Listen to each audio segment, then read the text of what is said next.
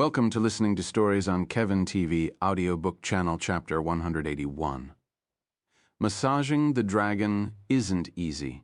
Myra Arad waved his hand before her, but her focus never broke.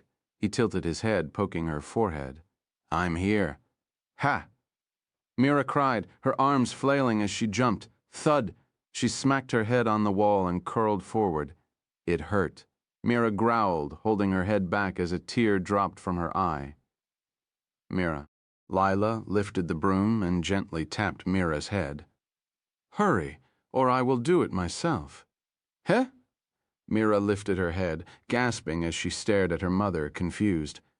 Lila approached, snatching the oil bottle from Mira's hand and handing her the broom. You go sweep the ground. I will massage him. She smiled. Mira blinked, jerking back to life and snatching the oil bottle back. Give that back. Then stopped daydreaming. Lila smiled, resting her hands on her hips. I saw him. He was about to rip the Lord's mansion apart when he thought the attack came from there. Lila turned and walked toward the door. She looked back with a smile. You better work hard. Arad and Mira stood there. He glared at Mira with a grin. So, when will we start? Mira looked down. Please wait a moment. I will put something on the table. She walked to the corner and brought a white sheet and covered the table. Arad took his shirt off and laid on his stomach. Did you start? Ayala walked inside. Heh! Mira gasped. She was too focused on Arad's back that she didn't notice Ayala walking in. Did you need something? Mira stared at Ayala with a red face. I did massage Arad once, but my experience is low. Lila suggested I watch and learn a bit. Ayala smiled, sitting on the bed beside the table. That's a good idea. Arad gave Ayala a thumbs up. Clap. Mira slapped her cheek with both hands. Calm down. Are you okay? Arad looked back. Yeah, I needed to focus a bit. Look down and don't move. She grabbed the back of his head and turned it. Myra took a few deep breaths. Dealing with his back was enough. Having to stare at her is too much. Mira looked at Arad's back. Usually you change the massage depending on the type of work done, but the back muscles are almost always involved. Myra ran her finger down Arad's back from the neck to his hips. It's amazing. Usually it's divided into 3 segments, upper back trapezius muscle, middle and lower. Myra looked closer at Arad's back. His back wasn't human. His muscles weren't where they should be. They're twisted and turned, have more segments than they should. Even someone with decent massage experience, it could mess everything up when the muscles change. They are accommodating your wings, aren't they? She noticed that all his back muscles were linked to his shoulder blades. Arad closed his eyes. 2 small bulges appeared on his back and expanded into wings. Mira could understand something about Arad's body, and how could he move trees in a human? The butt muscles are usually the largest since they carry the most weight. Your wing muscles are the most developed and the largest, probably since dragons are flying creatures, and they all link to your shoulders. Arad could punch harder than he can kick, and would find it easier to pull his body with his hands than to stand on his legs. Mira pulled out the oil bottle and poured some on Arad's back and her hands. She put her palms on his lower back and slowly pushed up to his wings, following the muscle segments. Do you feel it? Mira asked. Not really. Try using more force, Arad replied, even though Mira's hands were tough and harsh from working the wood. They were still soft compared to his skin. Ayala, come help me. You massage the right side, and I will take the left. Mira realized that her strength alone won't be enough. Ayala approached the table. She put some oil on her hands and started mimicking Mira's movement. They are tougher than last time. Ayala gasped. Arad's flesh felt like tough leather. She couldn't dent it. There are several layers of your draconic muscles layered on top of each other.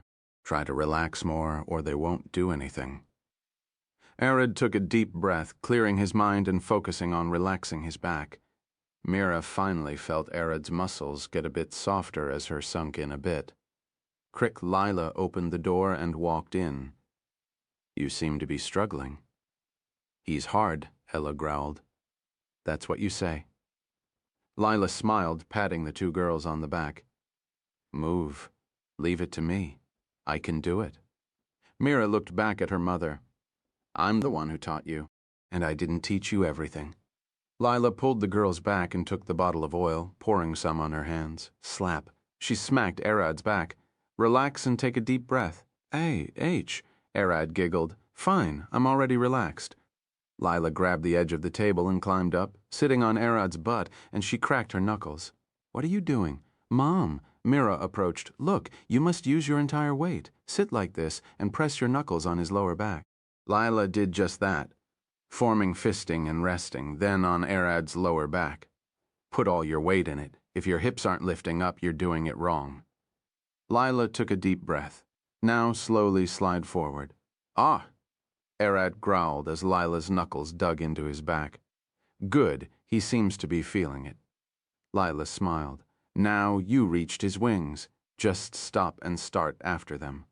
Lila explained how she did as went through Arad's back. For the sides, use your elbow. If you wanted repeated motion, don't bother smacking your fists down. In the end, Lila was the one giving Arad a massage. Her experience made a huge difference. Let me try.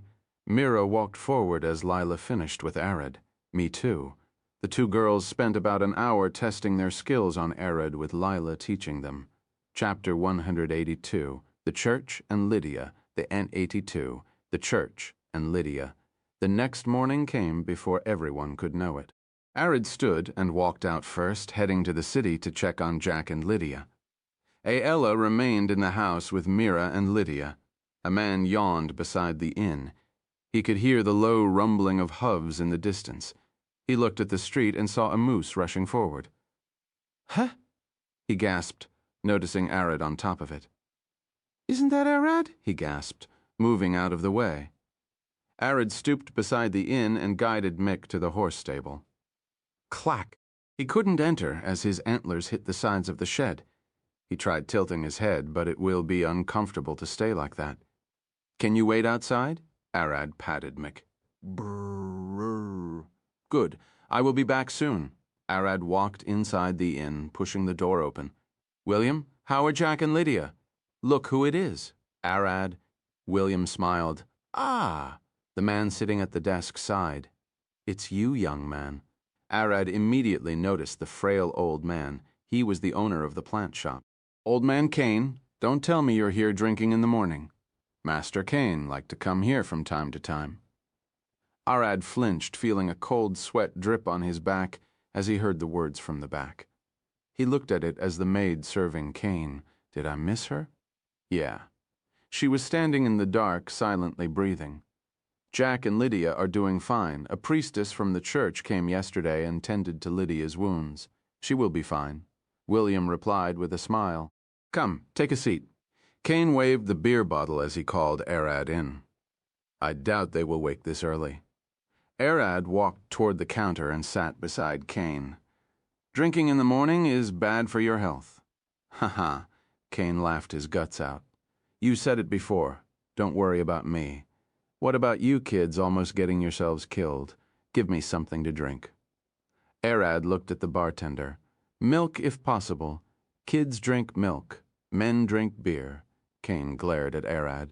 If I was to choose between my bones and what people think, I would choose my bones. Arad smiled as he took the milk mug from William. Kane smiled. A smart young man, kids need to take care of their bodies. Don't get into bad habits like me. Thud. He patted Arad's back. What did you come here? Memories. Arad looked at the stairs as he heard movement in Jack's room. He opened the door. Kane emptied his bottle in his throat like it was a sink. Mosquitoes have been buzzing around my head. I find it hard to get a good night's sleep. Bend noon. Thud.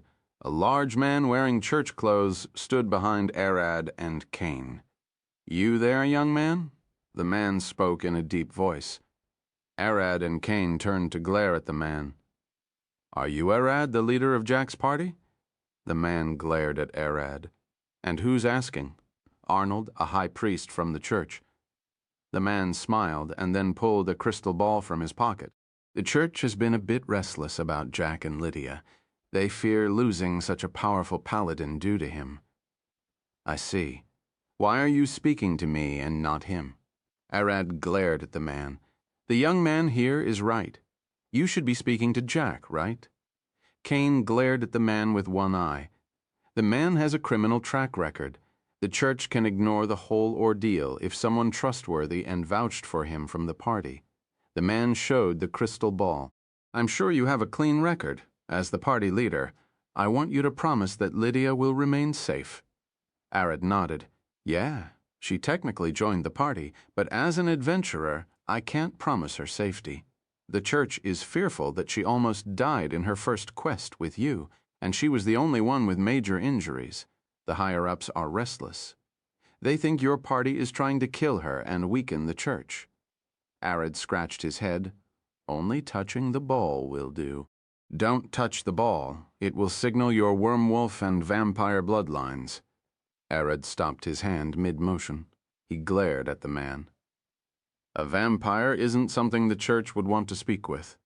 This is bad. I need to get out of this. Stall him for a minute. I will think of a way out. Ho-ho. Kane laughed, touching the ball. Does it tell how good you were? The crystal ball flashed green. What does it mean? Kane looked at Arnold with sparkling eyes. Arnold cleared his throat. You're clear, but green means you had a lot of women in your past. A womanizer. He sighed. Kane laughed. Now that you reminded me, I do have a lot of power in me. As Kane laughed, he grabbed Arad's hand and put it on the ball. Old man! Arad growled inside, surprised at how the frail Kane yanked his arm. Damn it! The ball flashed white with a faint blue and red light. Arnold smiled. Innocent, valor, and burning courage. You have a sly part, but's necessary for adventurers to survive. The church will be satisfied with this. Arad blinked twice. Neither he nor Mom could believe what they saw. Arnold marked the result and hid the ball. I will be going now to hand the result to the church. Please take care of Lydia from now on, he smiled. With your result, could you consider becoming a paladin? I'm already a sorcerer, Arad sighed. That's a shame, Arnold smiled. If you wanted anything done in the church, please ask for me. He then left. Arad took a deep breath and glared at Kane. What did you do? Nothing. A small trick. Kane lifted his shaking finger with a spark of magic on it. William stared at them. That's called a personality orb. It's used to identify criminals. How could you overwrite a holy object with magic? The underworld would hunt you down for that knowledge. Kane waved his hand. It's nothing I can teach. He looked at Arad with a smile. Gods mess with you, tell me, and I will smack them with my cane. Kane giggled, swinging his cane and almost hitting the bottles on the desk. Please stop. William took Kane's cane before he could smash some bottles. Thud. Jack walked downstairs with Lydia leaning on his shoulder. Her whole body is covered in bandages beneath her plain white dress. Chapter 183, Paladin's Smite. 183, Paladin's Smite. Jack helped Lydia till they reached the counter. How has it been? He looked at Arad. I'm the one who should be asking. Arad looked at Lydia. How are you doing?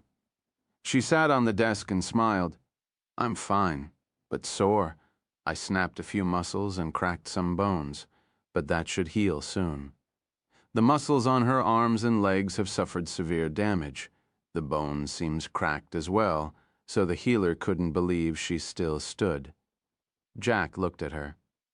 Does it always happen when you fight? Arad asked. I abused my smite. It's the same with hitting anything. The recoil always hurts. She looked at William with a smile. Give me something warm. A lot of meat will help. Calming right away. You couldn't use healing potions? Bam. Kane put his beer bottle on the desk. There is a limit, kid. Abusing potions and healing magic could weaken you or even age you. He's right. Lydia sighed. Healing in general needs nutrition to close wounds. When your stores run out, the magic starts breaking down muscles to heal your wounds and you grow weaker. If the injury was too big, the healing could exhaust all your cells, damaging them, which will appear as aging. Kane downed another bottle. Unless you have a lot of fat, but most adventurers are lean and muscular. Jack snatched Kane's bottle. Going on long trips, relying on preserved food, fighting monsters and healing every so often. There is no way we can put on fat. Give me that back. Kane snatched his bottle and stood. That's why, don't abuse healing magic. He stumbled out of the tavern with his maid's help. Jack scratched his head. What a strange old man. Why drink in the morning at his age? And he has such a beautiful maid following him. Old people who live alone usually hire a maid or buy a slave to take care of them. He must have hired her for that. William brought Lydia's steaming hot meat. Most of the time they will write their belonging to who took care of them, as they don't have anyone else. Jack scratched his head. Lydia started eating. Ouch, hot. Jack started cutting the meat into small pieces and helping Lydia eat. So I doubt you came here without an actual problem. He then shifted his eyes at Arad. A vampire seems to be targeting Lila and Mira Abel, says someone is trying to set his stepmom. But since he isn't that good at gathering information, it's quite hard to track who. You want me to gather information? No, you're taking care of Lydia. I came to warn, as it seems related to the Elder Wood quest. They might target us, Arad nodded. Be careful or move to my house. It's safer there. Nois Molin. I could still fight. Lydia started at Arad. If I saw any vampire, I would smite him to hell. Vampires are weak to holy magic. Or should I say paladin smite is designed to damage them. Jack scratched his head. But you will harm yourself more. I will be fine, Lydia smiled. Remember Divine Cleaver? The one I used to hit the elder tree? Yeah? Why? Jack looked at her. Vampires are weak to holy magic, receiving about half more damage. A paladin's holy smite is designed to leverage that weakness for more damage and deal double. Divine smite improves on that with another half damage, and then the cleaver gives another double damage. A grin crossed Lydia's face. Let's take 10 damage and count it. Since a vampire is weak to holy magic, he takes 15 points of damage. It will double since it comes from a holy smite, so he takes 30 points. With a divine smite, that added half damage, so he takes 45 points. And if it was a divine cleaver, that doubled again to a whole 90 points, and that's only from a 10 damage hit. Arad scratched his head. So it will hurt. A lot like hell. She might one-shot you with a solid hit, but you aren't weak to holy magic. William stared at them. I heard of a party that faced an elder lich. That monster was too strong it could level a city with his undead army. But then their paladin walked in and smote into smithereens. He smiled. I guess gods won't take it easy on evil. But in exchange, good humanoids are resistant to holy magic. And those who worship the same god are immune.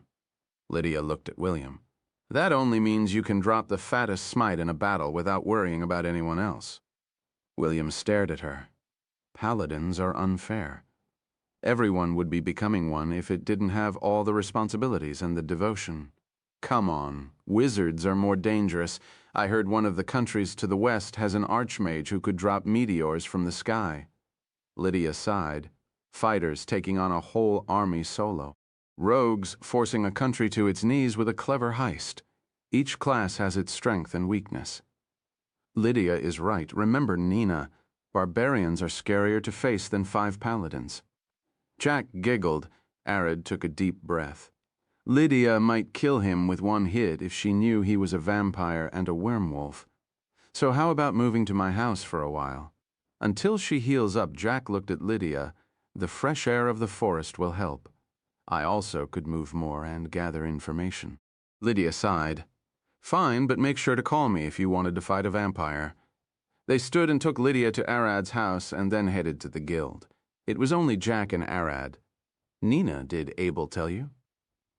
Arad walked toward the desk. She nodded with a stern face. First a cubus and now vampires. Things are getting hectic. She looked at Arad. I know you're strong, but you need people to help now. Arad nodded. Yeah, I want Jack to gather information. So I will go solo from now on. Thud. Nina put a piece of paper on the table. Arad looked down. A quest. A quest from the guild. Find the vampire and exterminate him. You will get paid based on its power, and you will get promoted to A rank. Nina smiled.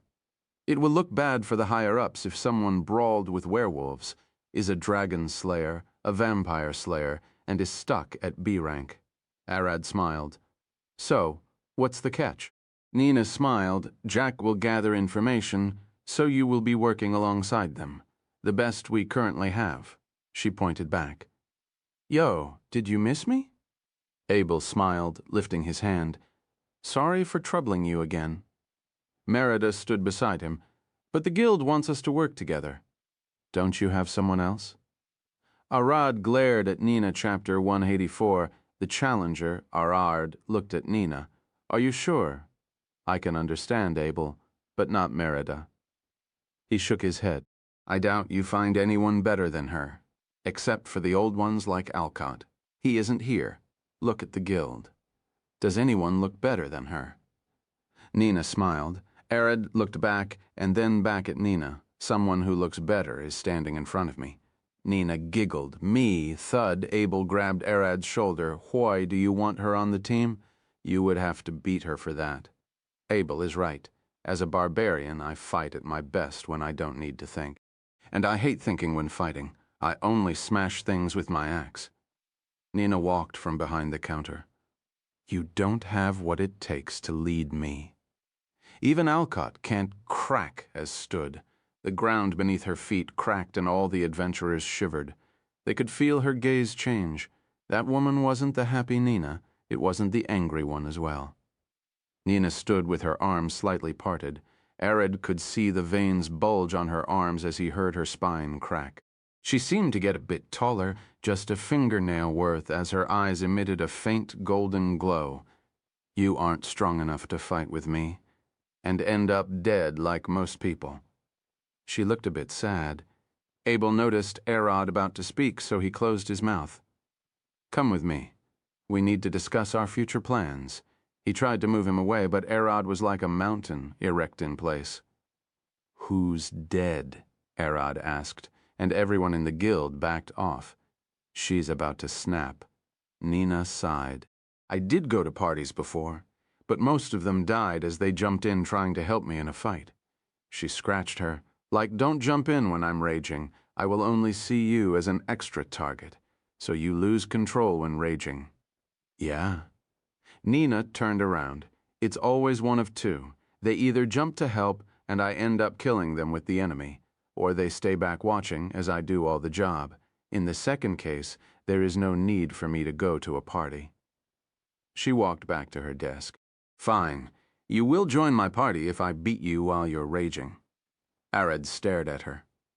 Nina looked at him and started talking. No one invades this kingdom from this direction, even though it doesn't have that large of a military or a fort. She smiled. The thing they fear is me, even if they amassed enough might to take me down. The damage I will deal to their army is enough to cripple their whole invasion. Arad looked at her with a smile. So if we went with sheer strength, you own the place? Nina blinked. I'm surprised to hear that from a non-barbarian. Is it your red bloodlines boiling? She tilted her head. You're right. If we went the rules of the wild, I'm the strongest monster around. Arad scratched his head, looking confused and tilting his head. Strange. The last time I asked the ground, it said I owned the place? Yes. This is my back, and I'm saying it's your territory. Losi spoke in his head. But she's far stronger than you. Let her be. Arad, drop it. I have a feeling she could tell you aren't human if you two fought now. Nina looked at Arad strangely enough. I don't sense boasting in your voice. She smiled, like I'm facing the arrogance of a ruling monster in the forest, a true red bloodline. She pointed back at Abel and Merida. Reach S rank, and I can consider fighting you once. You need to be at least that so you won't die. Keep in mind that even Alcott doesn't dare fight me. She took a deep breath, relaxing her limbs. Arad approached the counter. I will keep that in mind. Arad, she can't bear eggs. That's a waste of time and effort. But she's strong. I need someone like her around if I wanted to remain free and move around. I guess you're right. I shouldn't be comparing you directly to your mother. She is a woman and had to carry and birth the eggs, but you can get one woman pregnant and move to the second. So having someone strong to protect them when you out makes sense? So, are we going to register a new party? Arad looked at the papers. Nina smiled like usual. No, it's a temporary party, like the one Jack and Lydia formed when you were out. Bidden ovnate. Nina helped Arad get his party's paper down, and then he walked out with two awkwardly trailing behind him. Some of the adventurers walked out as well. Clack. As soon as the guild's door closed, the adventurers outside looked at Arad. Hoo! Ooh! They shouted, cheering and rushing at him. We never saw someone talk to Nina like that and live. Even Alcott curls into a ball and barely speaks. Look at me, I'm shaking in your stead. One adventurer showed Arad his sweaty, shaking arms like that of an old man. One woman mage approached Arad. Let me tell you something. I'm sure she liked you, otherwise you would be dead. I was waiting for her to punch you in the face, or for you to make a move. Another came panting. How could you even speak? Just seeing her stand there with all that aura and might have made us back off. And you just questioned if she was the strongest? Another one came smiling. You came out of nowhere. You made Amber question her skills, brawled with werewolves, faced Alcott in a spar, killed a dragon, and now challenged Nina. What next? Another one laughing. Tell you what. A bard hit the string on his lyre. Dring. He started singing. There was once a dragon mage named Arad. He beat the wolves, challenged the slayer and what he slay. After a while he became the lord and everyone said hooray. Except Abel, 'cause his sister is the one marrying Arad. Smack. Abel smacked the bard on the face, sending him rolling on the ground. I hear another word calm down. Arad patted Abel's shoulder. He's joking, crack. Abel glared at Arad. You're the last one I want to hear that from. Merida remained silent at the edge, unable to speak up each time she saw Arad. She can't look at him straight in the face after what she did last time. Chapter 185, Stressed Out. Abel pulled Arad away. Let's leave, we have work to do. He glared back at the bard. Next time I'm going to break your lyre. Gah. The bard sat up, shaking his face and blinking as he regained his composure. That was a souled punch, and his eyes are tearing up.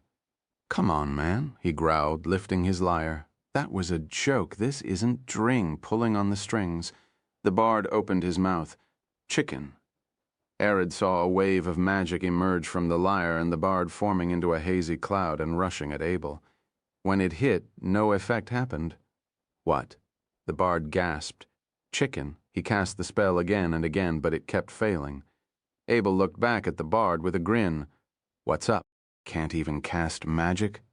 That's a simple spell that forces the target to believe something.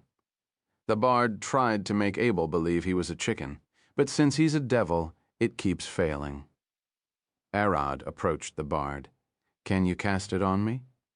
The bard was getting frustrated with Abel, but he blinked the moment he heard Arad. His head quickly turned and he sighed. You sure? I wanted him to look like a fool, not you. I rather being a fool here than on a battlefield.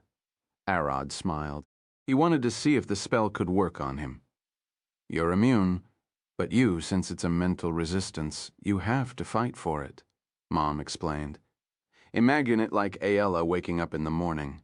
She can wake up, but she still needs to use some will to stand up and move. If that was the case, why is it called immunity? No resistance means you fall on the spot, like you took a heavy hit to the head, knocking you unconscious. Having resistance means you take a while for the spell to work. In that time, you can try destroying the source of magic, like hitting the mage or drinking a potion to help. Having immunity means that you can negate the magic with your will, or with an outsider stimulation like pain or voice. With the incubus, you needed Sarah to wake you up from it, like you wake up Ayala in the morning. The bard cast the spell on Arad. Arad felt a fog accumulate in the back of his head for a moment. No, he growled inside and the fog faded. Yeah, it won't work. The bard stared at his lyre for a moment. I need to get back to practicing. That's it, Arad. Abel cheered Arad, smacking his back. I knew you would resist it. Even the incubus couldn't take you down. The bard stood. I heard it was your sister keeping him awake. He stared at Abel. For a moment, Abel was about to get angry but calmed. What the bard stated was a fact. Yeah, I guess he got better in the meantime, scratching his head. You didn't know how to use your mental immunity, the bard sighed. Well, let's be real, even I won't pass out to an incubus. If your sister was rubbing her chest on my back, he giggled. You bastard. Abel leapt at the bard, swinging his sword. The bard dodged to the side and took off running. Come back here. Abel chased him across the training ground. Why does he keep triggering Abel off? Arad sighed. The mage woman from earlier approached. He and Abel are old friends, or let's say Abel used to hire him to sing at the Elephant Trunk. Arad turned his head and looked at Merida. And why are you silent, standing alone in the back? Merida gasped. Me! Sorry, it's nothing. She walked toward him, looking down. Arad looked down at her and sighed. Lift your head, or do you have a bump on your head? He was taller than her. Looking at her with her face pointing down made him only able to see her upper scalp. Sorry. Merida lifted her face, averting her eyes away from Arad with a faint blush. The mage looked at Merida, and she smiled. Her lips curled like a cat's. Hey, Arad, how about we talk a bit? Merida seems to need some time alone. She tried to lean on his arm, cling. The mage froze in place, sensing the cold steel on her neck. She started sweating as she looked at Merida. She already pulled her long sword. What did you say? Merida growled with a passive face, glaring directly at the mage's eyes. The mage gulped. If this was a fight, I would have lost my head. I was out of her range, wasn't I? She gasped, looking at Merida's blade. It was twice the length of a normal sword. Sorry. I mean, how about you two have some time alone? The man looked at Merida with a pained smile and a sweating face. I will excuse myself now. She turned and ran away. You scared her. Arad looked at Merida with a passive face. Sorry, I didn't mean to. Merida panicked. That was some impressive speed, but you lacked control. Arad smiled. Merida remembered. She swung at the mage out of instinct. It was Arad who stopped her sword with his palm, otherwise the mage could have been wounded. Sorry, I intended to wound her a bit, nothing that healing magic can't fix. Merida looked down. I don't think you need to attack everyone that triggers you. Try to be calm or talk to me about it. Arad sighed. Merida nodded. Mauve, neat. You two, let's leave. Abel approached them, panting. That bastard is going to pop a vein in my skull. He walked past them, grunting like an angry cat.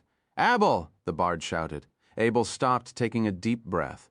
Feeling less stressed? Yeah, thanks, man. Abel sighed. The bard stood, taking a deep breath as Arad, Abel, and Merida left. The mage approached him. Like the old days, he's still traumatized. I can't blame him. Got both his legs broken and his ribs shattered before he could know it. The bard remembered the day Abel tried to hit on Nina as Arad did. That was before he opened the brothel. Nina fought Abel and wanted to end it without harming him. Her plan was to pin him down. The moment the fight started, she rushed at him, kicking his ankles to drop him to the ground. Of course, they shattered alongside his calves and knees. Abel fell to the ground, and Nina jumped on top of him to pin him down. But that fall broke his ribs and cracked his spine. Abel couldn't walk for 4 months, and couldn't shit alone for 7 months, and had the maids at the Lord's house help him. I guess, seeing Arad make the same mistake as he stressed him out.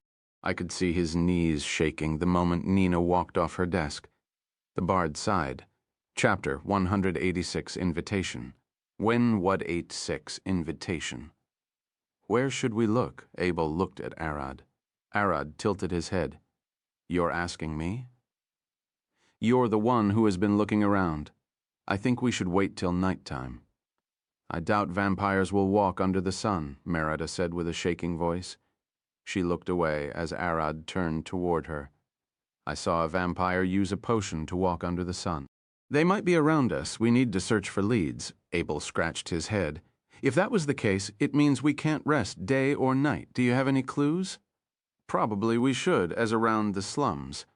That could be a good hiding spot, or around noble houses. Merida looked around. If they are using a potion to walk under the sun, that means we can exclude everyone who is out in the day for a long time. I doubt potions can work like that. Abel smiled. You're saying it must be a finite resource. They won't be wasting it unless needed. Benoard nodded as he looked at the street. Jack is out searching for information. We should act as well. Jack returned to Arad on the second day. He looked worried as his expression tensed as they sat in the guild. Arad knew something was off. What is it? Did you find anything? Jack shook his head. No, I didn't, and that's weird. He stared at Arad. There are no traces at all. After the attack, they might have gone into hiding. It's a terrifying silence. I too didn't find anything strange. Whatever they were planning, they could have abandoned everything. The best way to get away with something is to leave with minimal effort. Hiding in plain sight, Arad mumbled. Jack blinked. You know of that? He smiled. Some thieves talked about it in the past. Trying to cover up will only make you leave more leads and look weird. Arad, I have a letter for you. Nina approached them carrying a white letter sealed with a red mark. Arad could smell the perfume on it from where he stood, so it seemed weird. What is it? That thing looks fancy, Arad sighed. Is it the Lord? He's still waiting for you, true, but this one is from Chuzuke Esmere. His expedition returned from the Elder Tree, and he is setting a celebration party at his mansion. Nina handed the letter to Arad. I doubt I will go. I have more things to deal with. Arad sighed. Did you forget? You will be paid by weight. I have a feeling he will give the extra money for the quest at that party. You should attend. Arad's face twisted a bit. Fine. The invitation is only for me? Nina shook her head. No. There are 2 open invitations. One for you and one for Mira. They say you could bring anyone with you. Why just us? Arad stared at her. Mira is independent of you as a carpenter, and you're the leader of the party that protected her. Such letters are often used to invite the head of a noble house and let him bring any family members he wants. Arad nodded. So instead of sending a letter to everyone, he can send this. Arad stood. Fine. As long as there is money, I'm going. Abel scratched his head. I'm sure Father had some money for you. I feel like he would try to tie me to the city. I won't go to him yet. Arad looked at Abel. Am I mistaken? You're not. He would try to give you a knight or a noble title and some land to keep you here. Push his hand, and he will try to marry one of his daughters to you. Of course, only since your potential as an S rank is high. If you're going, do you have clothes for a party? Merida looked at Arad, lifting one hand with a faint smile. Arad looked at her. Now that you mentioned it, I wanted to come to you with Aella for a while to get some clothes.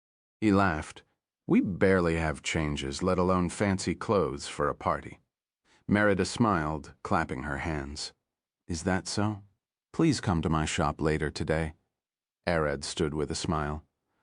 I will go bring everyone. He wanted to bring Aella, but also knew that Jack might need some clothes as well. He doesn't know about Mira. Lila should come as well. I won't like leaving her alone. Who you will be taking with you? Nina asked. They do need to get food right and stuff. Me, Alla, Jack, Lydia, Abel, and Merida as well. Arad looked at Nina with a smile. Mira would probably bring her mother, but I'm not sure. I will tell you after we go to Merida's shop. I understand. Nina turned to leave. Hey, do you want to come as well? Nina looked back at Arad. I appreciate the offer, but I do have some work to do. Abel took a deep breath. You really want her? She's strong. Arad smiled. Merida stood. I will head to the shop and get everything ready. You go. Bring everyone. She rushed out of the guild. Abel stretched his arms. I do have some nice clothes at home. I will go get those. He also left, and Arad headed alone home. Back home, Alla. Arad called as soon as he walked into the garden. "We're here." Ayla waved her hand from the kitchen window, and Arad approached. Looking inside, he saw that she, Mira, and Lila were cooking, and Lydia sat in the back eating. "What are you doing?" he asked. "Learning to cook. We had a bit of time after all." Ayla smiled. "Arad." Lydia waved her hand. "Come check this. You won't believe how delicious is the food those three can make." Myra looked at Arad, pointing with her thumb at Lydia. "She's taste testing." Arad smiled. "I came to tell you that we're invited to a party at Esmeralda's mansion. Who wants to go shopping for clothes?" He handed the letter to Mira. Everyone dropped what was in their hands. Chapter 187, Magnificent Craftsmanship. 187, Magnificent Craftsmanship. I was wanting to buy some clothes. Ayla smiled. "Give us some time to clean things up here." Mira smiled. Lydia blinked, looking at Mira. "I thought you of all people would have something to wear to a party." Mira giggled. "Me? Impossible." Waving her palm, "I'm but a humble carpenter. What would take me to noble parties? You're a paladin. Weren't you invited before?" "I was invited once, but I never attended." Lydia scratched her hair, looking at the table with a smile. A butter knife rested with some grilled potatoes and butter. "There was a call for reinforcement for a zombie dungeon, and I had to help. I went to a party once, with your father." Lila stared at Mira with a smile. "I remember him choking on food." "Jack will be there as well. We're all invited, including Merida and Abel," Arad said with a smile. "Those two, a quest from the guild?" "Yeah. We're in a temporary party to find the vampires who attacked Lila." Arad looked at them. "Gra way! Brawa! Lady of the house, we got the items you asked for." A voice growled from the cellar. Ayla and Arad stared at the trap door while everyone else jumped. This sound kobolds. Lydia grasped the butter knife on the table before her and glared at the trap door. Golden light gushed from her eyes. "Ah." Ayla rushed to stand between Lydia and the trap door. "Sorry, I forgot to tell you." Lydia only took a second to figure it out. "Arad's minions? I should have expected it." She put the knife down. "I have almost smitten them. You can cast smite with a butter knife?" Arad looked at her. "Anything will do. It isn't a matter of weapons, but faith. I can smite with my bare fists if I needed." Lydia clenched her fist, and it started emitting a golden smoke. Ayla opened the trap door to let the kobolds out. Several kobolds, standing a bit over 1 meter tall, walked out. Carrying large dishes of gold and gems on their heads, they stumbled, dropping the riches on the ground and panicking. "Garwad Dadjagurdif D, the Lord's wealth, pick it up," one of them cried. Hoy Ayla stared at them. "Didn't I tell you to not call out? Who did it?" The kobolds looked at each other. Everyone pointed at the person next to him. HJKSK. He did it. All this gold and gems. Lila approached them and glared at the large dishes. "Where did they get all this?" "They are mining underground," Arad replied. "There is a whole dungeon in the cellar." Ayla picked one of the dishes and searched in it. "You made them well," she smiled. "Circlets of gold and ruby, necklaces of silver, and rings of gold and emerald. The magnificent craftsmanship is unseen anywhere else. I asked them if they could make jewelry. They are amazing at it." Ayla lifted one of the necklaces and showed it to Arad. Arad smiled. "His hoard is growing rapidly, as it should. What is a dragon if he doesn't have a bed of gold?" Arad jumped through the window and approached the kobolds. "Good job," he patted one of them. "What are the rest doing?" he asked. "Ah?" The kobold gasped, staring at Arad. "The axles aren't doing much, but the giant ants expanded their lair deeper into the ground. Their forces have tripled in numbers. The goblins are focusing on training and helping us carry the gems," he explained. "Wait, expanding?" Arad gasped. "Losi, are you okay?" "It's nothing. They can expand as much as they want. In fact, that is better for me. The dungeons around here feed me with magic. Don't tell me dungeons are a genius Losi way of eating. I don't know. Never heard of it." Ayla looked at the girls in the back. You don't have to worry about jewelry. There's plenty here. We need to get clothes, though. The girls stared at the large dishes of gold. We can't take from it. Mira scratched her cheek. No, you can take it. Arad looked at them. I should have more than enough in the future. Lila approached Arad. I know how you feel, but you shouldn't be giving jewelry like candy. She patted his shoulder. You will run out one day with excessive spending. Arad looked at her with a smile. My wealth won't be so pathetic that taking a few rings would demolish it to dragons who take pride in wealth.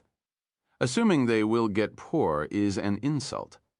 Some dragons are stingy, worrying about every coin like red dragons, while the others take offense when their wealth is taken lightly. Void dragons' wealth isn't gold, gems, or anything like that. Their hoard is power, knowledge, and magic they accumulate through their countless lives. No comb? Take it, take it. Arad smiled. Let's head to Merida's shop. You need some clothes as well. All the girls picked what they liked from the bowls, and Arad absorbed the remaining into his stomach after packing everything up. They left the house heading back to the city. Lydia rode Mick as everyone else walked. In Merida's shop, Father, is everything out? Merida rushed downstairs with a large bag. She jumped over the last 2 steps and landed between the shelves. Everything is out. You said your friends are coming, but why take everything out? He looked at the massive pile of clothes. He then lifted a large shirt. Who could wear this? Merida looked at the shirt. It's too big, but she has a hunch that it will fit Arad with his muscular frame. Knock, knock. She could hear knocking on the door. I'm coming. She rushed to open it. Arad, Merida said with a smile, but soon froze, seeing an unfamiliar face. Who are you? The girl standing in front of the door smiled. Arad? That's a familiar name. You can call me Roberta? Roberta gave Merida a slight bow. This is my father, Gerald. Can we get in? No, clap. Merida smacked the door closed. Chapter 188, Cunning Intellect. Ain 188, Cunning Intellect. Hey, Roberta gasped as Merida closed the door. She looked back at her father. Did I say something strange? Gerald shook his head. No, I doubt it. He approached the door and knocked gently. Hoy, open the door, he called with a deep voice. The shop is closed today. Please return in another day. Merida replied from inside the shop. Bam, bam, bam. Gerald gave the door a few good smacks. Did something happen? He shouted. Thud, Gerald and Roberta? A familiar voice came from behind them. Roberta's eyes lit as she stared back. Arid, she froze, seeing a large moose glaring at her. What is this? She took a step back. Arid stood there with Lydia riding Mick. Ayla, Mira, and Lila stood beside him as they glared at Roberta and Gerald. You're here to buy clothes as well? Thud. Gerald walked toward Arad. Yeah, as merchants, we buy to sell in another town. We heard this shop has great products, so we came to have a look. He sighed, glaring at the shop's door. They smacked the door in our face as if they saw a ghost. Merida did. Arad approached the door. Merida, open the door, it's me. Thud, vam. They could hear someone stumble inside as they rushed to the door. Crack. The door cracked open as Merida stared out with a smile. You have arrived. Arad stared at her. Why did you kick them out? He pointed with his thumb at Gerald and Roberta, a custom of the city. If the shop's windows are closed, you can't see inside. It means it's closed. Merida stared at Arad. Knocking at the door is rude. Arad looked back at Lila. She's right. Most people build shops in their houses. You aren't supposed to knock at the shop's door if they close the windows. Roberta stared at them. I never heard of that. Is it only in this city? I don't know, Mira glared at her. I never traveled to other cities. Lila smiled. You won't see it a lot. Most people here need money, so they never close their windows. Alina's shops have windows that allow customers to look inside and see the goods. If only the door is closed, it means you can still knock, and they will answer. If the windows are closed, that means it's fully closed. The owners might not be inside. Someone else might have moved in. or they could be just cleaning. It simply means we're busy or having something private. You can't come in. Merida stared at Roberta. The shop is reserved today. Please come back tomorrow if you need anything. Can you let her inside? Arad looked at Merida. She's a great merchant, and I'm sure you will have a good deal. Lila sighed. Give up, Arad. Them trying to come in with the windows closed is like finding a stranger in your kitchen. You won't invite them to tea? Myra looked at Arad. Yeah, she will never let them in. Of course, Merida said with a smile. If you say so, they can come inside as well. Everyone glared at her. Seeing her smile, they got even more confused. Are you sure? Roberta stared at Merida. Of course, Arad said so, after all. She opened the door. Please come inside. Everyone walked in, and the shop seemed strange. The last time they were here, they had multiple types of clothes, children to adults, men and women alike. But now the children's clothes are nowhere to be seen. Wooden shelves lined the wall with several dresses neatly folded on them. A line of large black and white linen clothes decorated with silver threads and frills blocked the stairs to the second floor. Merida walked into the middle of the shop and stood beneath the chandelier. I pulled out all clothes that I think would fit you. Please check them and tell me if you want anything. Ayala walked around the shop, checking the dresses. She turned toward the other girls. Does anyone knows the color of the ballroom? Merida looked at her. All nobles paint their rooms white with golden decorations. Ayala looked around for a while and picked a mint green dress with tiny golden frills. How about this one? It will stand out. She showed it to Arad. Isn't it a bit small for you? Arad looked at the dress. The waist is a bit too thin. Lydia stared at Arad with a smile. Are you saying that she is getting fat? She giggled. Alla glared at her. I'm not, she cried out. This a bit too thin. I doubt I saw any woman in the city with a waist that can fit here. Arad lifted the dree, pointing at the waist. Merida looked at them. You're supposed to wear that with a tight corset.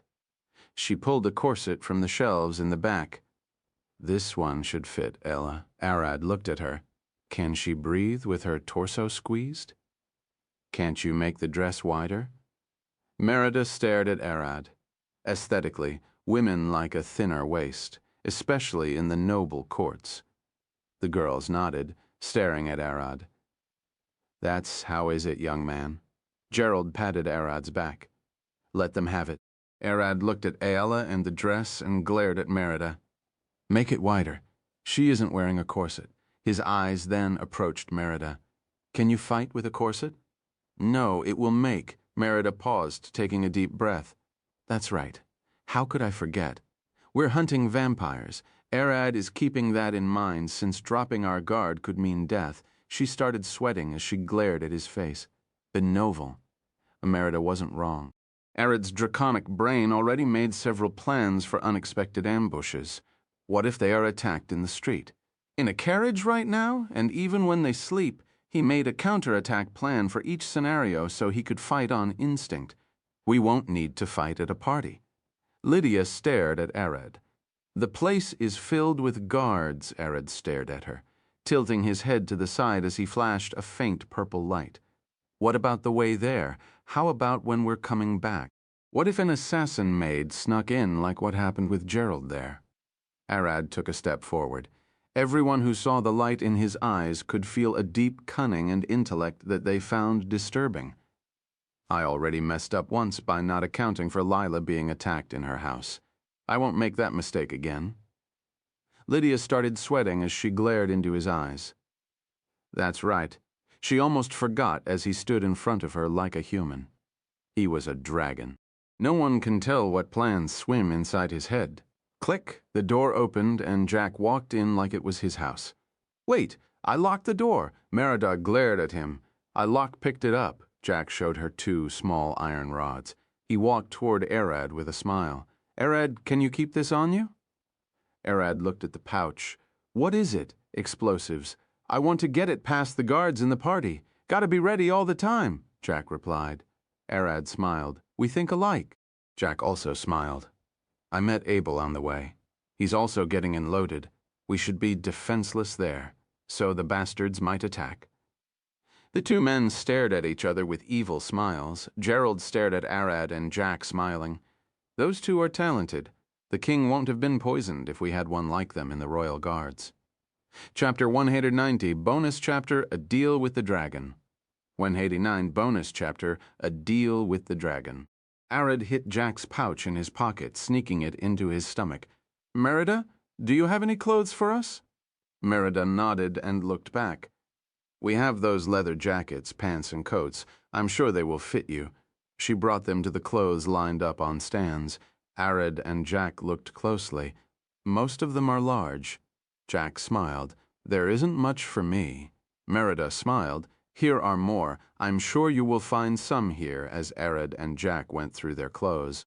A new and interesting conversation started between the girls. Roberta approached Ayala, looking at her long ears with a stern face.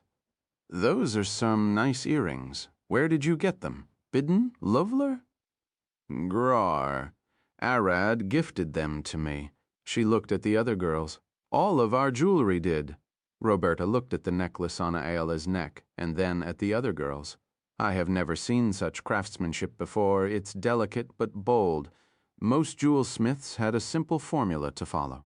For a ring, for example, it's creating a ring of gold or silver and sticking a gem on the top when needed. Ella's earrings were made of twisting vines of gold and silver. Tiny shards of fragmented gems were inserted between the twisting. It gives them an alluring glow. It was clear from a glance that the smith used the waste gem fragments, but he made an art piece, and looking at the necklace was made from two things, golden chains with rings in the shape of hearts. And it is decorated with a leaf at the end. Roberta smiled. Most smiths would shy from such fine shapes as they are hard to make and could cost them a lot of money if the item broke, but when pulled right, those things are priceless. Alla, where did Arad get those?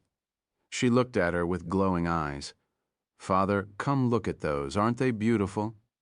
Gerald approached, remaining a bit away from Ayala and Roberta. Can I see them? Ayala took her necklace off and handed it to Gerald, and he inspected it. This is a true art piece. I can see the ladies in the noble houses fighting over them. I would say this necklace won't go for less than 5 gold coins. He smiled. But since they will fight over it, I bet the price will be much higher. Gerald smiled, looking at Arad. How much did you get I for? Arad did hear them talk earlier. 7 gold coins? He replied after adding 2 coins to Gerald's price to make it seem real. Gurlad approached Arad. I know this is rude to ask, but can you sell it to me for 10 gold coins, or at least show me where did you buy it? In his eyes, the necklace is worth much more. Roberta was different than her father. Profit was second in her mind.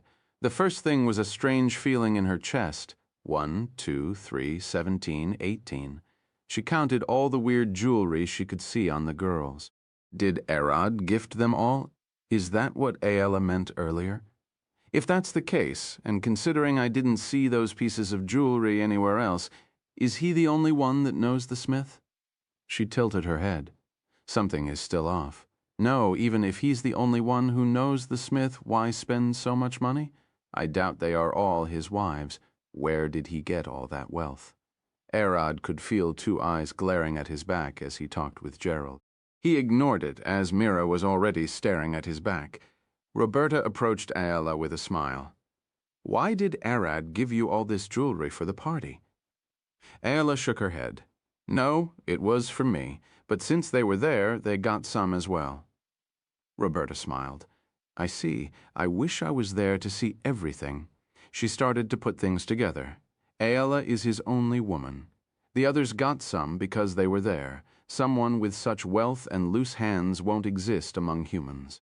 He is him, the black dragon I saw before, or at least someone affiliated with him. She smiled, glaring at Arad. Hey, need to find proof, are you sure? Gerald smiled, laughing. I wouldn't have expected such a thing. He patted Arad's back. I will give you a simple set to sell. The smith will then decide based on how much profit it gets. Arad shook hands with Gerald. "A necklace, 2 rings, 2 bracelets, 2 ankle bracelets, and 2 toe rings, 9 pieces in total." Gerald looked at Arad's face with a grin. "I guarantee at least 90 gold coins, and I bet you will get even more. Father, you made a deal?" Roberta approached them. "Roberta, we will be staying in this city for another week. We might have just found a literal gem." Gerald was keen on getting the smith on his side. "An easier way is to provide a profit." Roberta's eyes darted between Arad and her father. She can't get the idea from her head that Arad could be a dragon, and they are taking from his hoard. She could see the massive lizard shadow behind Arad's large frame. One mistake, and they will die. We should take this deal more seriously. Roberta pulled a paper from her pocket to write the contract. "We will also pay the base price right away." "You don't need to do that. 90 gold coin is a lot of money. Wait till you sell." Arad looked at her. "I would prefer if we set everything straight and on paper from the start," Roberta replied. "I better treat any deals with him like the ones with nobles or lords. Dragons can be unreasonable at times, so agitating them is a terrible idea." She started writing the contract on one of the tables, and then something came to her.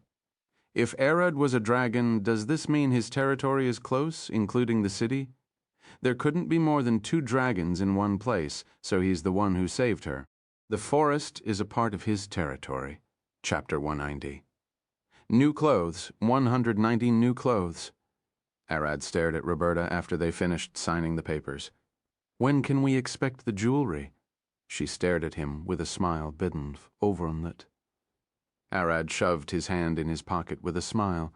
"Right now. I thought the girls might want to change something after getting the new clothes." Arad pulled the jewelry and laid it on the table. Gerald stared at the jewels. "Don't tell me you always walk with them on you. Why did you even buy so much?" Arad stared at him. "It's for the girls to change from. I still haven't paid the smith, but since you're paying up front, that can be arranged." Roberta approached the table and stared at the jewels so closely that she almost kissed them. "I will make sure to report each sale with details. I will do my best to put them on auction." She looked at Arad. "I'm sure this would be profitable for you." Arad stared at her. "The smith owns them." He could feel her gaze scanning his body. Last time she was able to tell when he lied, he needs to be careful. "Swash?" Roberta swiped the jewelry into a pouch and handed it to her father for protection. "Excuse me, I mean it will be profitable for everyone. The smith who created them, you as the middleman, and us, the sellers. I will even make sure the buyer gets a satisfying deal." Her words held a strange confidence that caused Arad to step back. The stare on her face, the way her lips widened, and her eyes fixated on Arad's eyes. She was thinking of something, and Arad found her attitude scary. "Calm down. You're getting nervous." Mom warned Arad as she sensed his breathing gets disturbed. His draconic brain felt danger from Roberta's glare. It wasn't a physical threat to him, but something that he cannot understand. It wasn't power, but dedication. Those who dedicated their lives to one thing, a single skill, exhibit an aura of power in their field. Arad could sense that Roberta was out of his league when it comes to deals. If she's a better merchant than me, she can scam me. I need to be on high alert. Those aren't Arad's clear thoughts, but his brain's reaction to the situation he is in. But dump, Roberta felt a cold sweat dripping across her back as her knees started shaking. Arad's glare pierced her chest like a cold steel blade. Did I offend him? The two were locked in a staring contest. This is the point where most adventurers who tried striking deals with dragons die. A red dragon would have already pounced at Roberta, but Arad didn't. Someone needs to break the ice before a disaster could happen. "Yo," Jack wrapped his arm around Arad's neck. "A whole 90 gold coins? It's amazing." He snatched the written deal paper from the table and gave it a read. "Say, Arad, can I have some of the money to buy or rent a house in the city?" Jack looked at Arad's face with a smile. "Yeah, I can't have you and Lydia staying in the inn for a long time," Arad replied, calming down. Roberta took a deep breath. Hearing her heart pounding like a drum, she looked at Jack. Who is he? Doesn't he fear death? She looked around and everyone else was smiling and inspecting the clothes as if nothing happened. Was it my imagination? Roberta, look at this, Gerald called her, carrying some clothes that Marita showed him. I'm sure we can sell those in the next city. Arad turned around and approached the clothes lined behind him. He picked the ones he liked and headed to the changing room. Roberta found herself alone, staring at her talking father with fog in the back of her head. She took a second deep breath and looked at Merida. Excuse me, but can I have some water? Sure. Merida got her some and she calmed down. Arad walked out of the changing room after a while. He wore a suit-like set of a black coat, white undershirt, and black leather pants. They were so tight on his upper body that it seemed uncomfortable. Isn't it a bit small? Ella approached Arad. No, it's perfect, Mira instinctively replied. Alla is right. Lila approached Arad and looked closely at his chest. The buttons are about to pop off. Merida, do you have anything a bit larger? I could make it larger in a few minutes. Merida walked to the desk and pulled some needles. Take them off, and I will start working. Clothes were handmade most of the time. You won't find a wide variety even in the most expensive shops. People usually resort to second-hand or modification on the spot to get their clothes fitted. A seamstress is one of the most valuable jobs someone can have, and Merida is skilled with her hands. After a while, everyone got their clothes. Ella got a mint green dress with frilled edges and exposed shoulders and upper back and opal white stilettos. Lydia got a shoulderless white dress with a small jacket. She didn't want the bandages covering her from ankles to the neck exposed, so she added a scarf and black stilettos. Mira picked a simple golden-brown dress with strangers of white frills that she liked, but she was picky about her shoes. She absolutely hated heels. I can't move with them, she growled as she picked a ballet flat shoes. Lila a dress similar to her daughter's, so they would look alike. She once heard that it's a custom for families to look a bit similar at parties. Giving her daughter the best shot at looking like a noble lady was her priority. Merida picked a sky-blue frilled dress with multiple lilac patterns along the hips and the back. Jack walked with a set similar to Arad's but in the opposite colors, white jacket and pants and a black inner shirt. He looked at Arad with a smile. You look larger in that? Arad smiled. And you look more skinny. Are you sure you won't need something a bit more baggy? Jack lifted his hand and pulled a small knife from his wrist. I can still hide weapons, don't worry. The party's night came before anyone could realize it. Arad and everyone found themselves riding a carriage headed toward Esmeray's mansion. Chapter 191, Golden Ballroom. 19-1 Golden Ballroom. Thud, Arad walked out of the carriage, glaring at the large mansion facing them. The crescent moon sent a ray of light down across the iron bears of the outwalls. Jack helped Lydia down and looked toward the mansion. Look, people are gathering at the door past the iron gate, and the garden laid the mansion's front gate where a butler stood, the faint light coming from the door illuminating the entrance. People gave him their invitations, and he called a maid to guide them inside. Arad approached the iron gate with everyone remaining a fair distance behind him. Opening his palm, he slowly pushed it open. Losi, keep the whole place under your eyes and ears. Inform me of everything. The butler saw them from the door and bowed. Please approach. This is the way, he pointed with his arm at the door, keeping his other arm tucked to his chest. Arad approached the bolter, walking through the garden with a smile. He reached into his pocket to pull the letter of invitation. No need for that, Sir Arad. The butler smiled. And that's Lady Mira behind you. I won't miss the honor guests. Honor guests? Arad looked at the butler confused. Thud. Mira patted his shoulder. We're the ones who found the elder tree. It was written on the letter that they are honored to have us attend, so that's what it meant. Arad stared back at Mira with a smile. The moment they stepped inside the mansion, they felt a warm gust of air as they stared down the golden hallway. Several guests were standing at the side and chatting. I hate the air around here. Lydia looked around. She wasn't feeling at ease. You aren't used to it. Jack smiled, patting her back. I indeed feel more at ease staying out in crusades and quests, Lydia replied with a smile. Ayla looked at their side and the butler is guiding them. Shouldn't you be standing at the door? Guiding the honor guests takes priority. Another person will greet the guests, the butler replied, and Lila stared at him with a confused face. Stop joking. There are more important people than us in the mansion, aren't they? The butler smiled. Of course, but it isn't my job to tend to them. I was ordered to await you at the gate. Thud, clack. The butler stooped by a large double-sided door. This is the ballroom. Please stay close to me. It isn't that large, but you could get lost. He pushed the door open, and everyone was greeted with a 4x4 rooms wide area filled with tables, food, and people talking. For a moment, everyone stopped talking and looked at the door. Their eyes stopped at the large man standing in the front. Since the butler stood by his side, it was clear he was an important person. Who is that man? Which family he comes from? I never heard of someone like him. Is he a knight of some sort? No. Look at everyone behind him. He can't be a normal knight. It's rare to see a man with only women behind him. What? Arad got confused listening to their words. Jack is here beside me.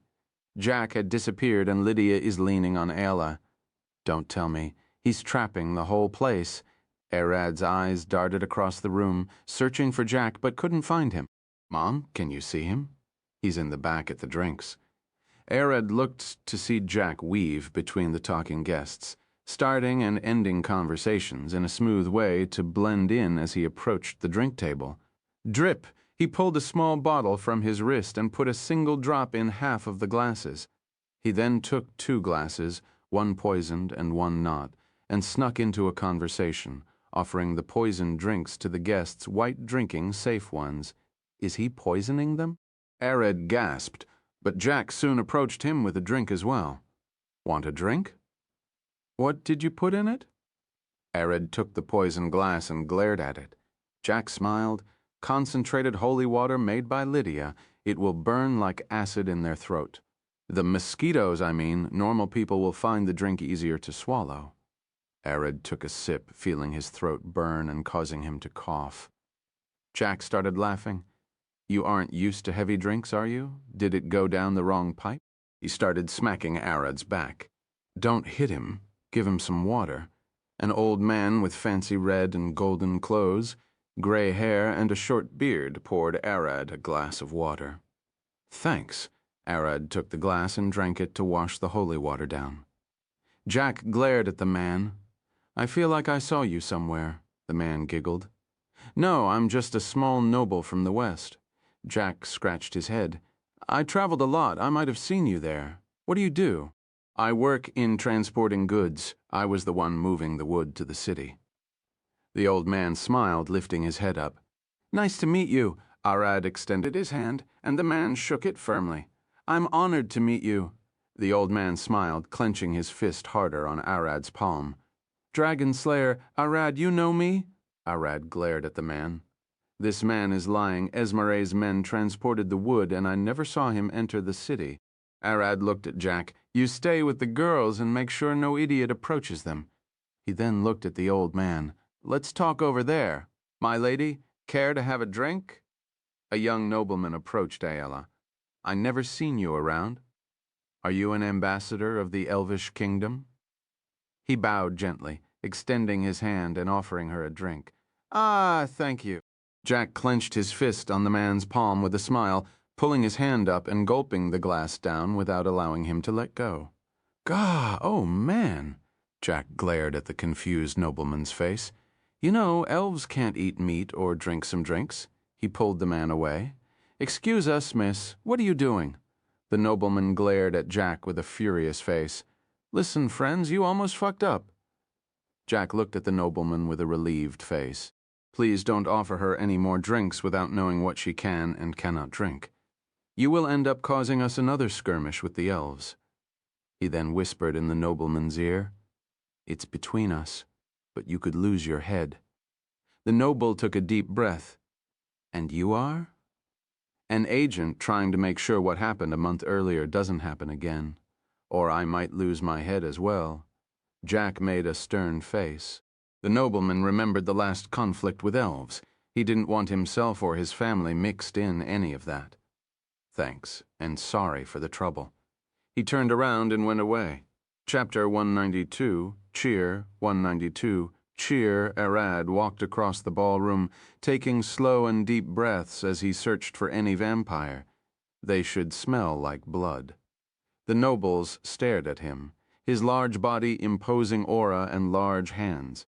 Both women and men seek a way to start a conversation, whether it's a maiden seeking a marriage or an elder noble seeking a reliable warrior. Arad carefully avoided everyone by glaring at them the moment they start walking toward him. But his being taller than everyone didn't help him. Most people here are humans. Fighting would be hard. A vampire would use them as blood bags for healing. If a fight started, we should drag it outside. A bad location. Like how Alcott had to deal with fighting the Red Dragon, Arad looked at the nobles around. If the vampire can use them to heal, can't I do the same? Unless you want everyone against you. Arad sighed and kept walking around. He confirmed that all the current guests weren't vampires. He didn't smell any blood on them. Crack. The door opened and a blond young man walked in wearing a red suit decorated with golden frills. Everyone gasped as they saw him, standing to the side and saluting him, all except Arad, who stood there glaring at him. "What took you so long?" "No way, no fent, to be honest. The maids weren't satisfied with my clothes that I had to sneak out," Abel replied with a pained smile, approaching Arad with exhaustion. The people around them started talking, trying to know why is the large man speaking about the Lord's son as if it was nothing. You could have told them off. Arad looked at Arad. "And get my ass whipped." "No way." Abel waved his hands. "The maids there helped raise us since we were born. They are like mothers to us." "Let's go have a drink, then.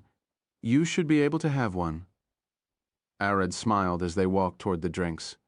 Abel looked at Arad, whispering, "I asked someone strong to accompany us here. He might be old, but should be able to at least help a bit. Who? Just wait and see. Ears are on us." The two sat and took 2 drinks. "What do you think?" Arad asked, taking a sip. Abel looked at his drink. "Tell Jack that he's out of luck. I can use holy magic, so it won't hurt me." With Abel being a descendant of the Alice bloodline of devils, he can use holy magic and is as immune to it as humans. It was one of the reasons he could live like a human without anyone suspecting anything.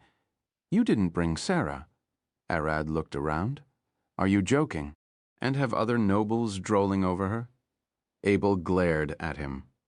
"You really are overprotective." Arad smiled. Abel finished his drink and turned toward Arad. "Just think about it for a moment. Can I let anyone marry her? If she's a devil, I can see why picking someone trustworthy is important. I can see. Not everyone could handle her." Arad sighed. "Say, do you see anyone that interests you here?" he asked Abel to look for anyone suspicious. The noble maidens in the room heard Arad's words and they sprung into action, posing and trying to show off as they understood it wrong. Abel smiled. "What about you?" He looked around the room and still couldn't feel anything. "Anything interesting?" "I didn't. Everyone here is bland," Arad replied, meaning they all looked human to him. "You're right." Abel sighed and turned toward Jack and the girls. "They are loaded," asking if they have weapons to fight. "They are," Arad confirmed when the noble maidens heard their words. Their eyes shifted back toward Aella and the girls, trying to guess what loaded meant. Their eyes stopped at the jewelry. They never saw something like it before. That elf, she must be a noble from the elvish kingdom. She can offer a lot of political power. The noble maidens started talking and whispering. "I'm sure I saw bandages beneath that blonde woman's dress." "Is she injured?" another maiden whispered. "No, that's Lydia, a paladin who got promoted by God recently. Having her around is a sign of good luck and fortune." "That one is Mira, the honored guest. I heard she was a skillful carpenter who made furniture for the Lord's mansion." One looked at them, and that beside her, they look similar. Must be a family member. Thud. The old man who spoke to Arad earlier approached. You seem to be enjoying your time. All the nobles in the room gasped at the old man's courage approaching the Lord's son as if it was nothing. When Abel looked at the old man, he almost flinched. Yeah. Care to have a drink? The nobles were even more shocked that Abel invited the man for a drink. Do you know him? Arad asked. Not really. Abel looked away. We can't talk here. Clap, clap. The butler walked out upstairs and cleared his throat. Everyone welcome and thanks for accepting our invitation. He looked at the nobles. We have successfully harvested the elder, and Lord Esmeralda likes to thank you personally. Chuzuke, the kid, walked from behind the butler and bowed. I'm Chuzuke Esmeralda. I'm currently the lord of the Esmeralda household, as my father is bedridden. Chuzuke lifted his head. Albeit we had some complication, we managed to harvest the elder tree and transport it to the city. All the nobles started clapping. For that, I like first to thank the dragon slayer Arad and his party, and the carpenter Mira for finding and securing the tree. He pointed at Arad and Mira. All the nobles froze for a second, their heads cracked as they looked at Arad. The dragon slayer? Who got the dragon heart from Merlin? They finally recognized him. They usually ignore adventurers except for ones like Alcott and Nina. So it was hard for them to recognize Arad, especially since he didn't show up at the Lord's mansion. Everything made sense to them. It explains why the Lord's son spoke to him, and why the girls around him were as well endowed. Everyone please enjoy. Chuzuke took a wine glass from the butler and lifted it up. Cheer, Chapter 193, Bonus Chapter, Failed Recruitment. The guests picked up their drinks and shouted back, Cheer. Chuzuke looked at the side and signaled to the band of bards he hired to start playing on their instruments. He then looked at the butler. Get the food out. The large side doors of the room opened and two butlers started pushing large trays out on tables, whole roasted chicken, turkey, and boar, large pots of salad, fish, and more. Eat all you can. Don't hold back. Chuzuke said, walking downstairs and approaching the table. He extended his hand, grabbed a handkerchief, and pulled the chicken's thigh out. He then took a large bite from it. I'm still a kid, so don't even bother with manner if you don't like it. I won't care. Eat to your fill. Chuzuke announced the start of the feast, and Mira sighed in relief. She knew nothing of the noble's manners and had feared she might embrace her mother. Arad approached the table, and Ella grabbed his shoulder. She glared at his eyes, and he knew what she wants.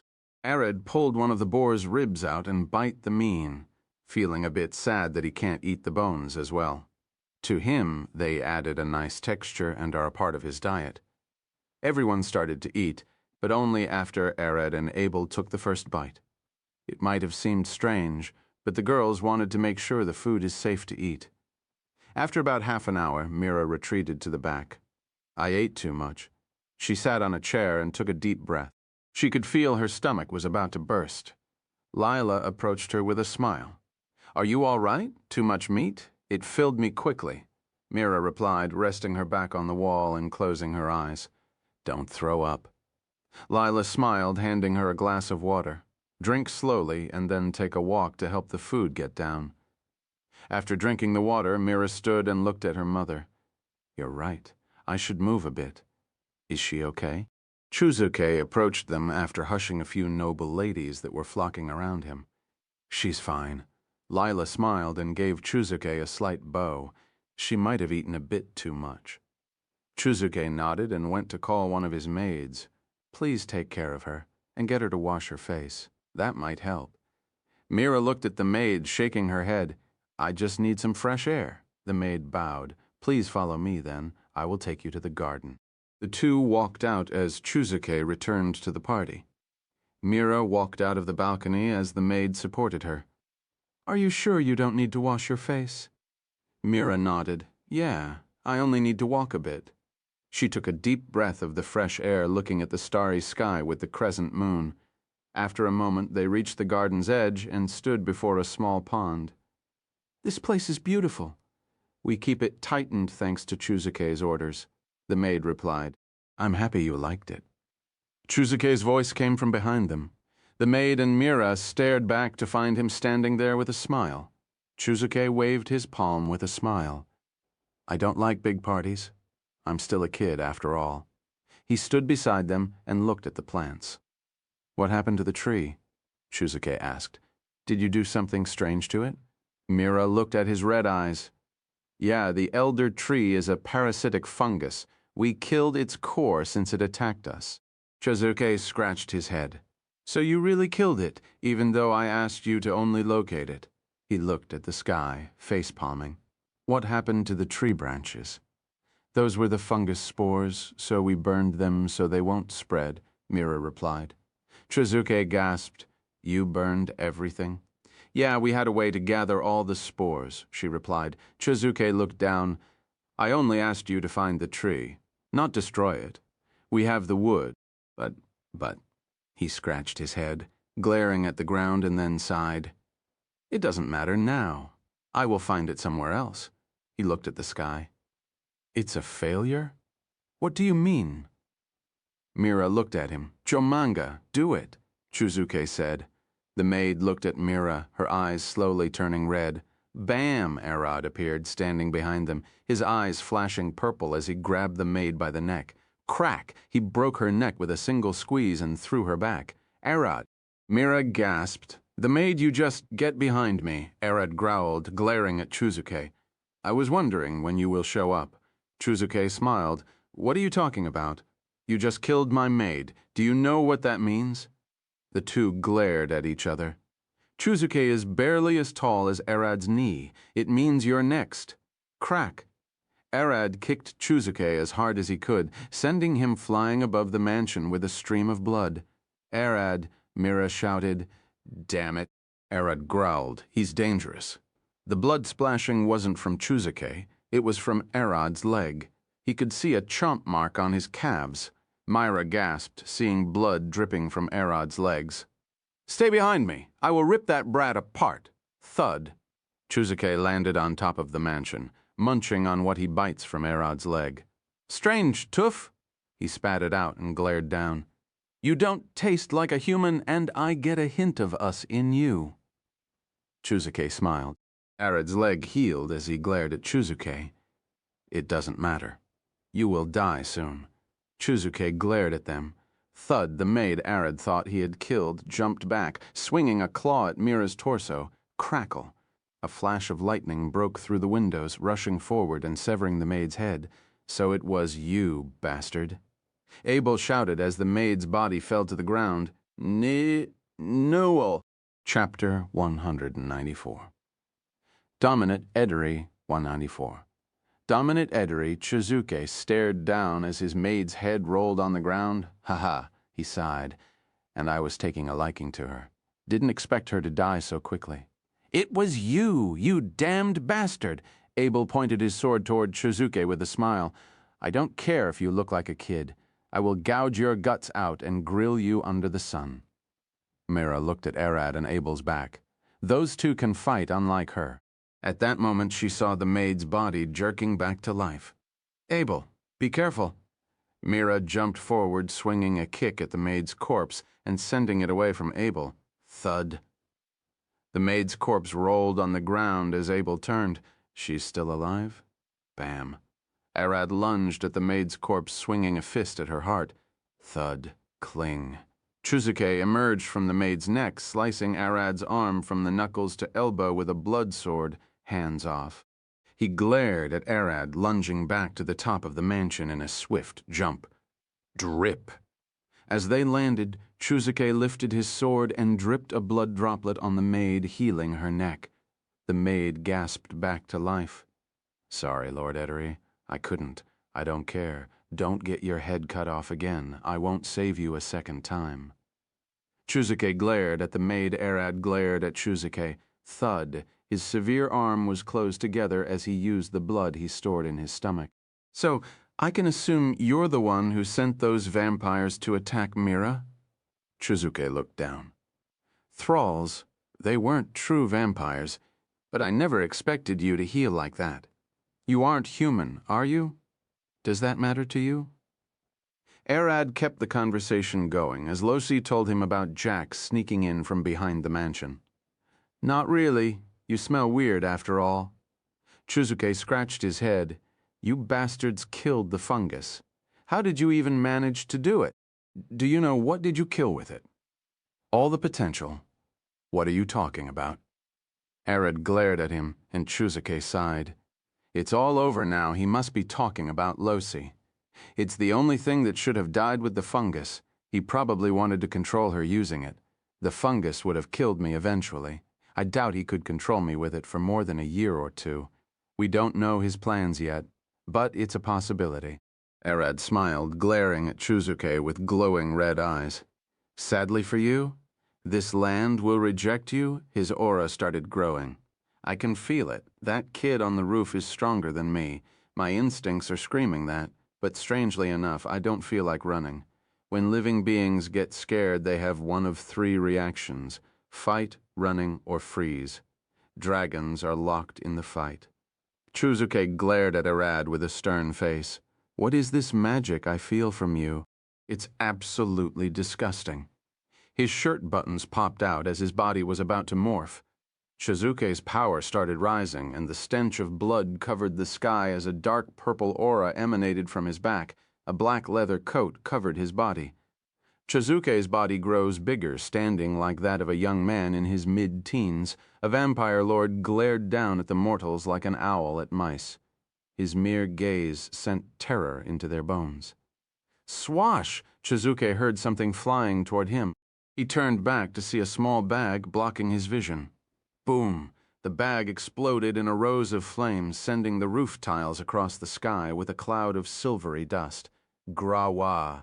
The maid cried as the shrapnel cut her body, but Chuzuke managed to lift his arms in time and protect his face. Zit! Chuzuke felt a string wrap around his neck. You can't behead me with this. Hee. He could hear a faint laugh. No one is stupid enough to try beheading him when his maid didn't die from it. In front of his eyes, it appeared, a crystal ball was pulled by the string wrapped around his neck. Shit. Chuzuke tried to move, but his body felt numb. The bomb had silver dust and holy water mixed in it. It will take him a second or two to recover. Thud. The crystal ball touched his mouth and a bright light flashed. Name, Chuzuke Esmeré, Dominant Eatery. Race, Elder Vampire. Class, Fighter, Sorcerer. Level 38, 40 XP subclass, Blood Mage, Blood Pugilist. R stats strength, 25 agility, 23 constitution, 19 magic, 24 intelligence, 22 wisdom, 15. HP 817, Epwick 1, 931, skills, blood mastery, optesis, fark, skerpt. Shuzuke recovered and bite the crystal ball before it could reveal all of his statues, shattering it. He was about to growl, but Jack emerged from the silver dust. Zit! He closed Chuzuke's jaw with his string and splashed him with holy water in an instant. Chuzuke growled, swallowing the crystal shards. Sorry, I don't want to have my girl fight, so can you die? Bam! He kicked Chuzuke from the roof. The maid lunged at Jack, but he dodged her attack and stabbed her in the chest. You dare attack, Master? She growled as Jack gave her a cold look. You know, we mortals cannot afford to get hit. We will die. We're that fragile, he glared at her eyes, that you will never beat us. You lack skill and dedication. He shoved a bomb in her mouth, but the butler from earlier jumped from the attic window and severed her jaw, dropping the bomb before she could explode. Jack jumped back with a grunt. You old man, how many of you are here? My job is to serve her master and protect the maids. We cannot let you hinder his plans. The old butler closed his white-gloved fist, taking a stance with the maid behind him. 2 at 1, Arad. I won't be able to help you any time soon. But I left a gift for you. Use it well. He smiled inside. Bam!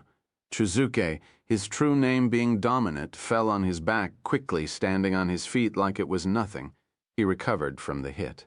Mere silver and holy water won't hold him for long. What? The moment he looked up, he gasped. The light in the sky faded. but not all of it. HP 817-817 MPE 950-950 SP 931-931. Chuzuke growled, seeing his main stats still showing up in the sky. Chapter 195, Divine Cleaver 195, Divine Cleaver. Crackle. Abel is the fastest of them. In the blink of an eye, he rushed with a lightning bolt, swinging his sword with zeal at Chuzuke's neck. Chuzuke saw the blade rushing at him. He bent backward, pulling a blood sword from his palm. "You aren't the danger, Clang." He deflected Abel's strike. Bam! It only took him a second to jump at Arad. He could feel he was most dangerous, so killing him takes priority. Arad lifted his palm, unleashing a fireball after the other. Chuzuke ducked low, running below the fire as he reached Arad. "You're slowly." Slash. He cut Arad's extended left arm at the elbow and swung at the neck. Arad's humanoid body can take on his draconic might, but that is only if we speak about the resting power. That includes flying and carrying heavy things, but that merely scratches the surface of what makes dragons scary. When dragons rage and start flapping their wings like a dragonfly, it's what scholars call draconic rumbling. Their heart rate increased dramatically and their temperature went through the roof. A toddler isn't supposed to have an adrenaline rush, and neither is Arad. He isn't supposed to feel it. For long as a very young dragon, let alone in a humanoid form. Vroom! Arad's heart rumbled like a loud engine as veins bulged on his body and to his right fist. The muscles of his back that are supposed to power his mighty wings shifted to fuel a single punch. Todd Bomb. Aela, who just jumped out of the balcony, only saw Arad's fist, recoiling back from the hit with Chuzuke flying back with his ribs dented. Bam!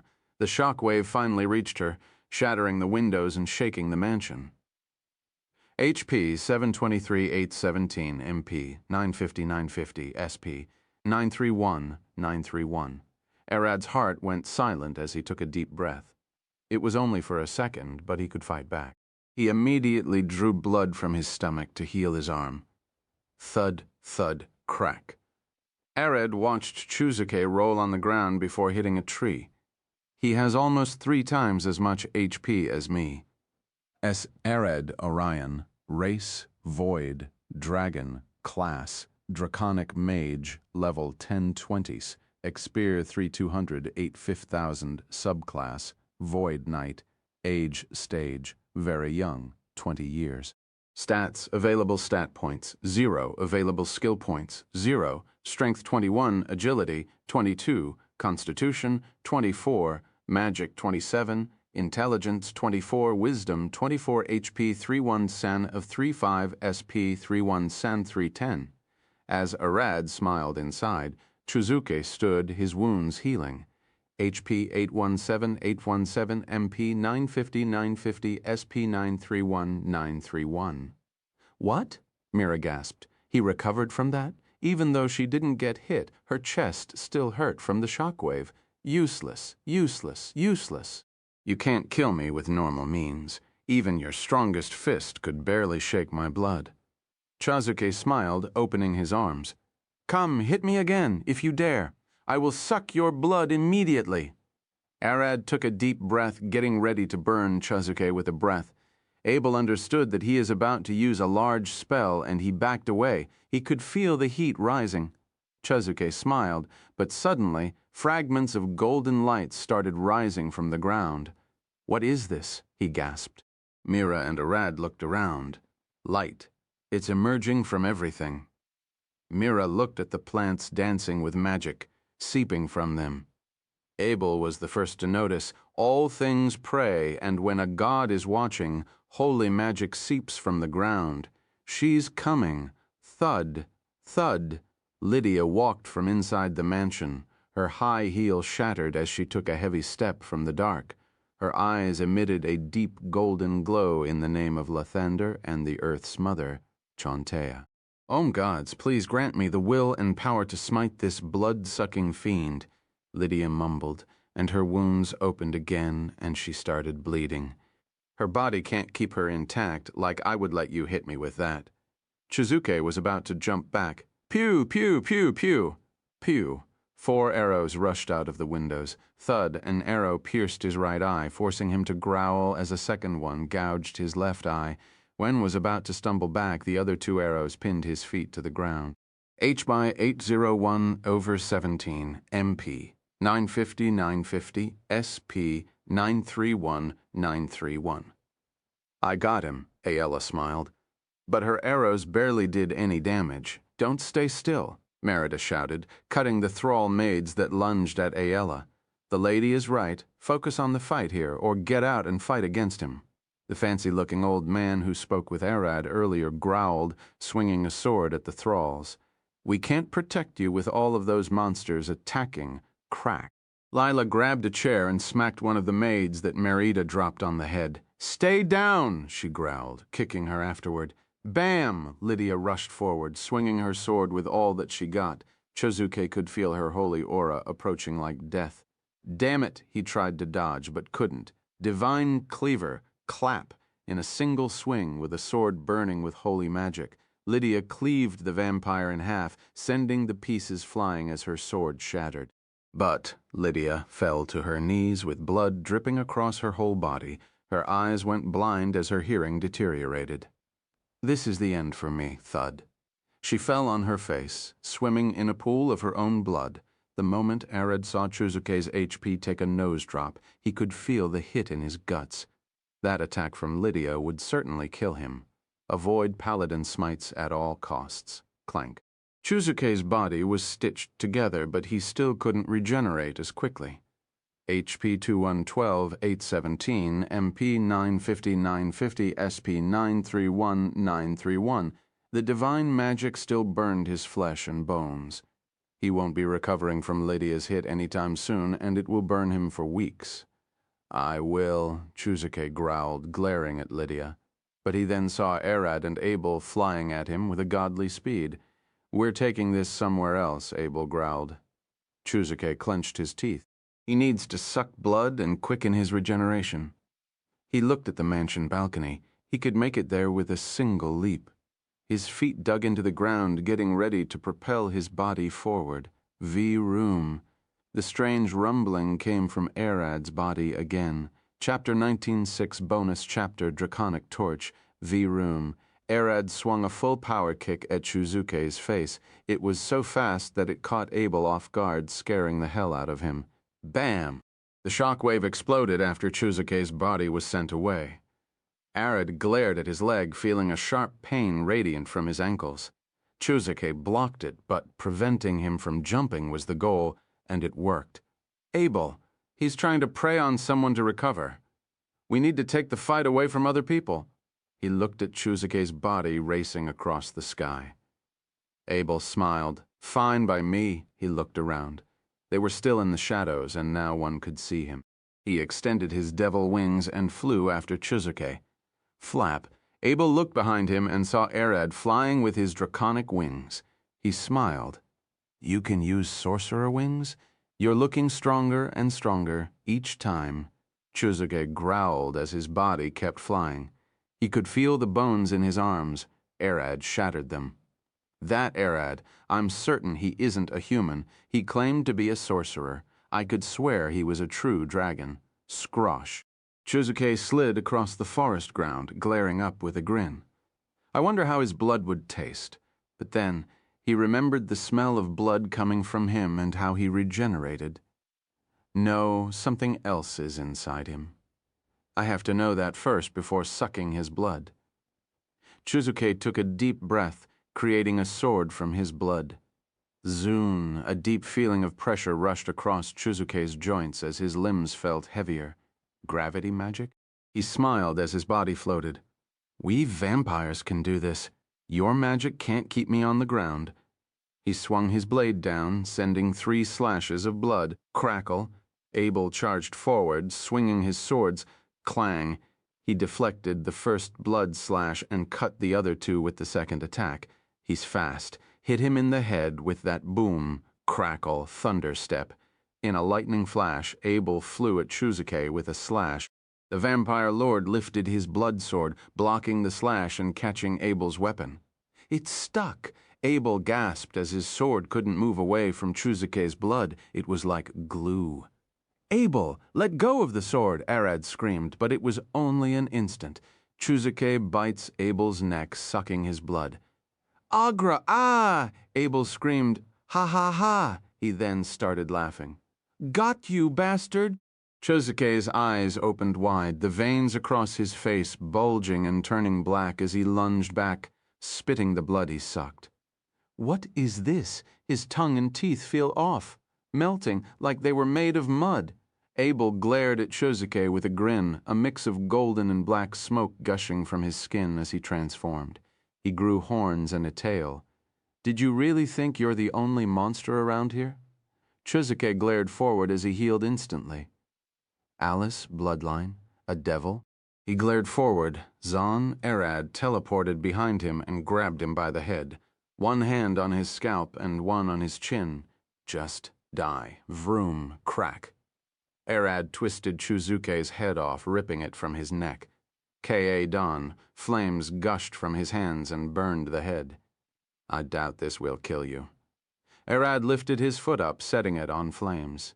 "I need to smash his heart to be sure, burn the corpse as well." Bam. Arad stomped Chuzuke's chest with his whole draconic weight as flames rushed out from his feet. Abel covered his face with his arms to protect his eyes from the heat. How could he output all of this heat? "Arad, he's dead. You will burn the forest." Arad wasn't listening, and Abel saw a red light emerging inside Arad's chest that made his ribs visible. Arad's red flame turned blue, and then white from the heat as it started hissing out of his nose and mouth. He was about to blast the whole place, not holding back. "If my whole weight and fire couldn't get into his chest, this vampire is still alive and I must burn that heart to kill him." Virum! Arad's heart started beating like an engine, causing his upper shirt to burn into ash. Bead Oravel own. "Spop, you will damage your humanoid body. Focus it. I don't need a large area of breath. I only need a small and compressed stream of heat to piece that chest and burn his heart." Red dragons usually use their breath in one of three forms: a large cone similar to a flamethrower, a thin line, similar metal cutting blowtorch, or throwing it like a fireball that explodes upon contact. Arad was trying to achieve the blowtorch even though he was a void dragon and not a red dragon. Chuzuke's hands moved, creating two blood swords and cutting Arad's leg off in a double swing. Arad's body fell back as Chuzuke stood to run away. Zavram. The flames gushed out of Arad's mouth in a laser-like stream, cutting the ground and the trees before shooting into the sky. Clap. As the flames faded, it released a blast of heat that boomed across the forest. Back inside Alina's walls, Nina was heading back home from the guild when she heard something in the distance. She turned her head to see a stream of fire rising into the sky, exploding like a star. Creak. The blood in her veins started to rush as she turned. Crack. The ground beneath her feet cracked as she lunged forward, her eyes blood red as her muscles bulged. Thud. Chuzuke jumped away, his body regenerating faster and faster. Arad burning him had helped him recover from Lydia's smite, but even so he doesn't want to deal with that dragon anymore. "You coward running away," Abel growled. Thunder step. He flashed forward, swinging his sword at Chuzuke. Chozgui dodged and focused on running away and regenerating his health. "I won't even bother with a dragon. I'm not stupid enough to start a fight with his kind." Chuzuke glared at Abel. "Dragon? Did a sorcerer scare you so much?" Abel smiled. "Then so I will do. Let me show you the true fear of devils. Holy chain lightning." Abel's blue lightning turned bright yellow with holy magic as he flashed forward at a higher speed. Cleave. His sword cut right through Chuzuke's left leg. Cleave, and the chain moved, cutting his left arm. The wounds burned with holy magic, making them harder to regenerate. Chuzuke's eyes turned toward Abel. "You know, I'm getting exhausted of you." Action Surge, Adrenaline Rush, Chapter 1007, Living Blood. Heh? Abel felt his skin tingle. Something big was coming out of Chuzuke. Action Surge, Adrenaline Rush, the elder vampire swung his blades at an incredible speed. Abel took his stance. Action surge, adrenaline rush, the two can use the same basic fighter skills. Adrenaline rush allows you to double your speed, and action surge gives you the chance to attack twice. Chizuke's base speed was 4 attacks a second. With the two skills, he managed to raise that to 16 attacks. Abel, on the other hand, had a base of 3 attacks, which he increased to 12. I can't block them all, he's as fast as Alcott. Clap. When the 4 slashes went between Abel's defense, they smacked his chest and sent him back. Lucky bastard, Chizuke grunted. He blunted his blood sword so he won't cut Abel, and force getting his holy magic-infused blood to mix with his. Arad opened his eyes, his body still recovering. He lifted his arm and pointed at Chizuke. Gravity magic, a purplish aura extended from Arad's hand and grabbed Chizuke, pulling him back. You aren't going back to the mansion? Just wait a second for me to stand back. Arad is recovering, and he would lunge forward at any moment. Damn it, let me go, you monster. Chizuke glared at Arad with scorn. At that moment, they felt something in the sky, an unknown power approaching. Everyone looked at the night sky. Swash! It was Nina falling down from the stars. Hey, Abel cried, running away. Arad, move away from her way. She's about to rage. He ran as fast as his legs allows him. Nina was far more dangerous than any monster he knew. As Nina was falling, she saw Arad and Abel and quickly noticed the vampire. Mere violence won't kill such a monster. She needs to erase his whole body. Novel. Nade, she opened her palm and extended it back. Blood axe. Eve. Back in the guild, the night shift crew was cleaning when they heard a crackling. Nina's massive battle axe vibrated on the wall where it was hung. No way, no now, one of them cried, ducking down beneath a table. Bam! The axe flew with extreme force, breaking through the guild wall and several building tile roofs as it rushed toward Nina. Report this. Report this. Nina called her axe. Something bad is about to happen. One of the receptionists rushed upstairs. Nina has never needed her axe in the past decades. Why call it now? What kind of monster has appeared? As Nina was falling, her axe landed in her palm as she glared at Chizuke. Gra-gra-ga-ra-ga-ra-ga-ra-ga-ra. The veins on her face bulged as her eyes turned red, and her muscles grew larger as her skin got a faint red tint from her boiling blood. Wait, that's Nina! I have to run away! Faster! Faster! Chizuke screamed at his legs. He couldn't seem to run faster. Bam! Arad landed beside Chizuke. He has finally recovered. Spinning his body, he used all his muscles in a single swoop. Vroom! His heart rumbled as his fist engulfed in a dark haze. Chizuke gasped. There is no way for him to avoid the attack. I need to focus on surviving. He closed his eyes. Arad stomped forward, spinning his body while using every muscle to push his fist forward. Strike, like your whole life depends on it. Arad's fist and Nina's axe reached Chizuke at the same time, delivering more than damage. The axe crushed Chizuke down while Arad's fist blew him outward while erasing his flesh with the void. Boom! A shockwave exploded as all the trees around them were blasted, and the ground shattered as a misty haze of blood remained. Crack! Nina landed, her feet digging a hole in the ground. Grrr! A deep growl rumbled in her throat, but she quickly calmed down and his body returned to normal. She took a deep breath and looked at Arad. Arad was on his knees, panting. His right arm has disintegrated, but not from his attack, but from Nina's axe. Blood axe. Eve is a legendary Class 2-handed battle axe. Its main ability is to cause blood to expand and explode. A mere scratch would cause a normal human to expand like a water balloon and explode. Nina wanted to use that to evaporate Chizuke in one strike.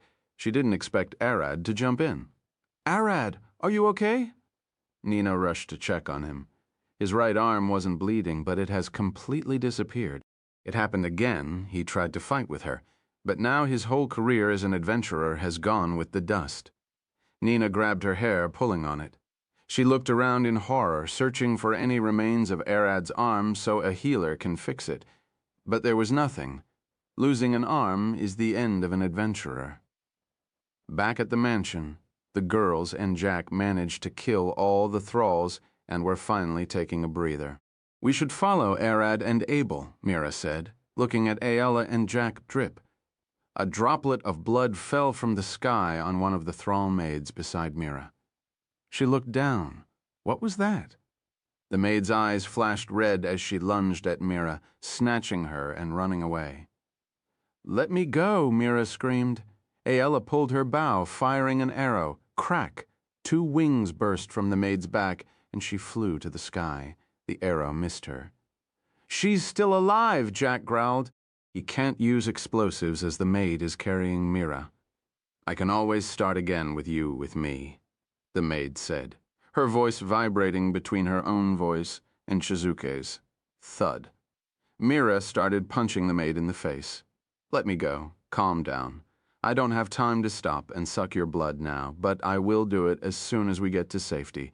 It was Shizuke. His blood has took over the maid he enthralled. "Let me go." Arad heard Mira scream.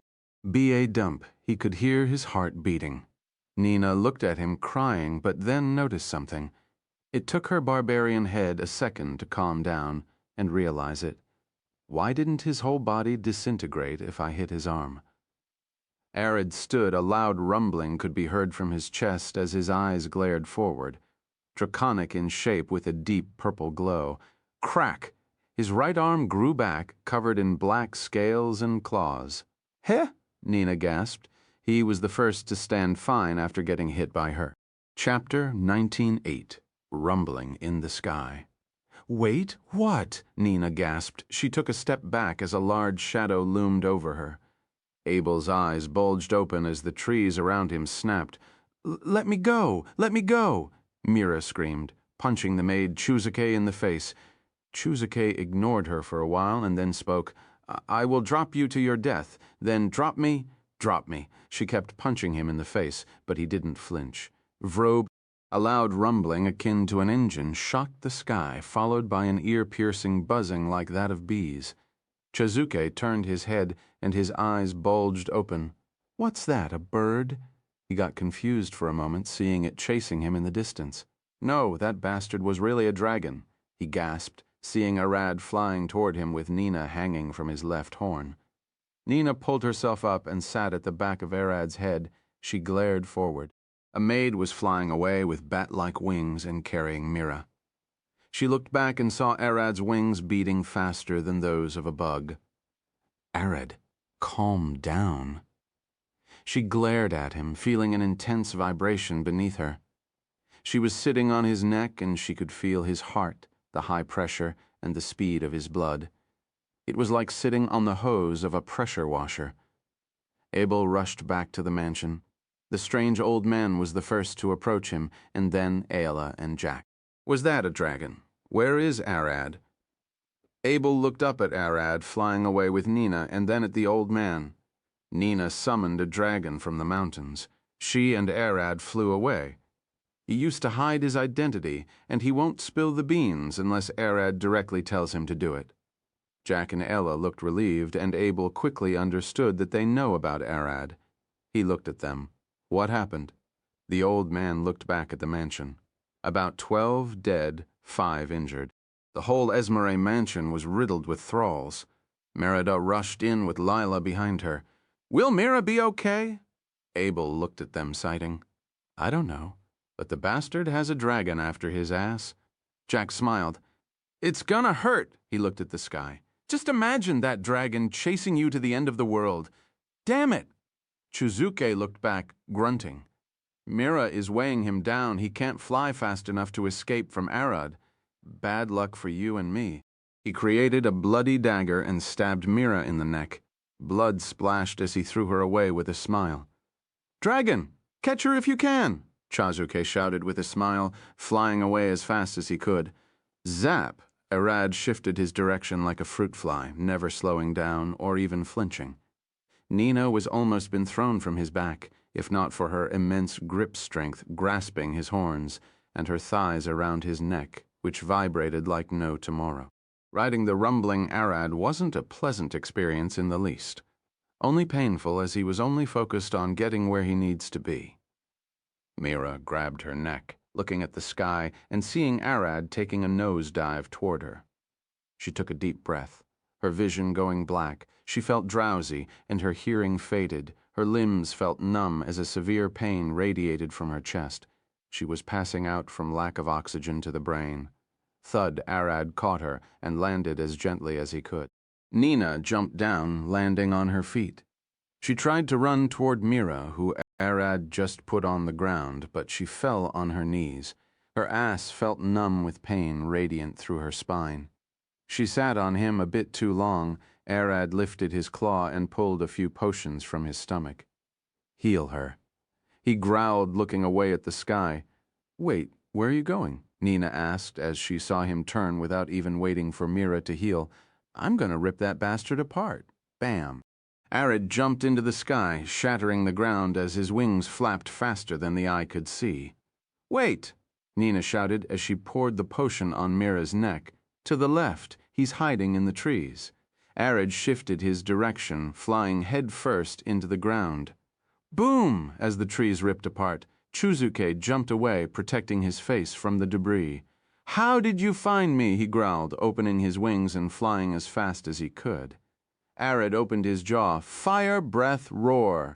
He roared, sending a massive gust of flames after Chuzuke. Chuzuke flew away, glaring back. Dark scales, but the horns are pointing to the back. He isn't a normal black dragon. No, his scales aren't black, it's dark purple. He smiled.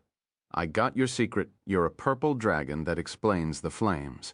He flew between the hills, fading from Arad's view. The big rock to the left, he's curled behind it. Arad's head turned toward the rock, smacking it with his claw so hard it shattered like glass. Chuzuke cried, flying as fast as his wings allows him. Again? Are you a diviner? Arad never talked back to Chuzuke, just chasing and trying to eat him alive, and the chase kept going for an hour. Chuzuke takes shelter in a cave, just to find Arad already inside waiting for him. He tried hiding on the top of the snowy mountains, only for Arad's rumbling to cause an avalanche. He tried to hide underground, only for the dragon to burrow after him faster than any mole. There was no escaping the dragon. This is his territory, and with Losi snitching on Chuzuke's location, it became a horror show for the vampire. Chuzkui panted, flying above the hills. It's not working, he growled inside. Whenever I look back, he's behind me rumbling. Arad, he's getting out of my back. I won't be able to locate him. This is a good time to stop. Your body is reaching its limit. Get back home, and let's check on Mira and the others. Chuzuke, Arad roared, shaking the sky. This is my land. I dare you to set foot here again. I will rip your body apart and devour it. Chapter 199 bonus. The Lord and the Apex Predator.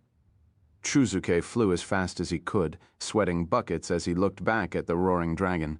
He could feel the piercing roar resonate in his chest, shaking his guts. I have to get away. This place is dangerous. He flapped his wings as fast as he could.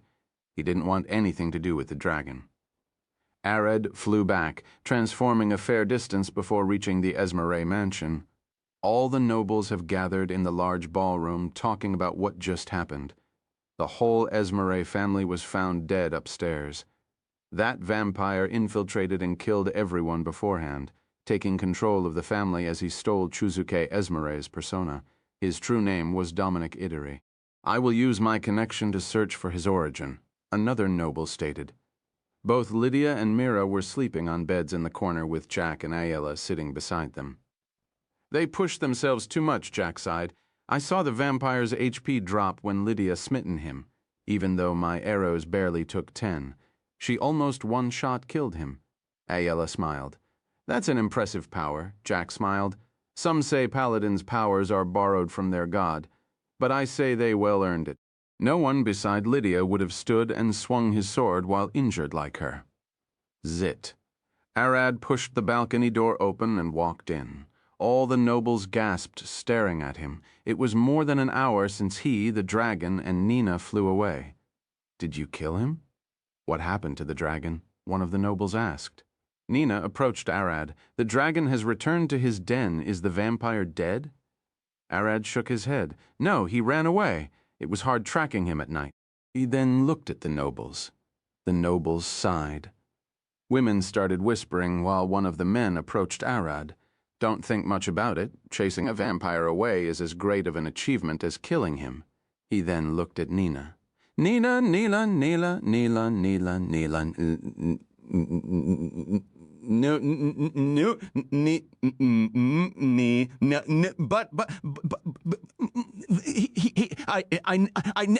I never expected you to be able to call a dragon. I guess we have underestimated your power even with all our caution. He smiled. The nobles knew Nina was powerful, and they didn't want to anger her. But now they are more scared, thinking she can just call a dragon whenever she wants. Arad looked at Nina, confused. He wasn't told anything about this. She smiled. Where do you think that dragon came from? I called him. She looked at the nobles. I once beat it in the past, but let it live. Arad understood that they were covering up for him. Abel looked at them with a smile. But I won't say Arad wasn't scary. Does anyone remember that punch? The nobles gasped, remembering the first time Arad punched the vampire in the garden with the rumbling. They never saw a human swing that hard. It's terrifying to think he can deliver such force without a weapon. I couldn't even see it happen. It was like a cannon getting fired. A noble gasped. You're right. What was that? A skill? No way. He's a sorcerer, and I've never seen monks punch that hard. Another one gasped. I believe it was a mere punch. A young woman approached Arad. Just look at how thick his arm and back is. She extended her hand to touch his arm, cling. Aella and Merida appeared beside her, grabbing her hands simultaneously. You can't just go and touch him. Aella looked at her with a smile. I know young ladies like you. Came here to look for a husband? Merida glared at her, and then at the noble ladies in the back. You're all looking at him weirdly. Abel is over there if you want someone. Wait. Don't send them to me, Abel growled.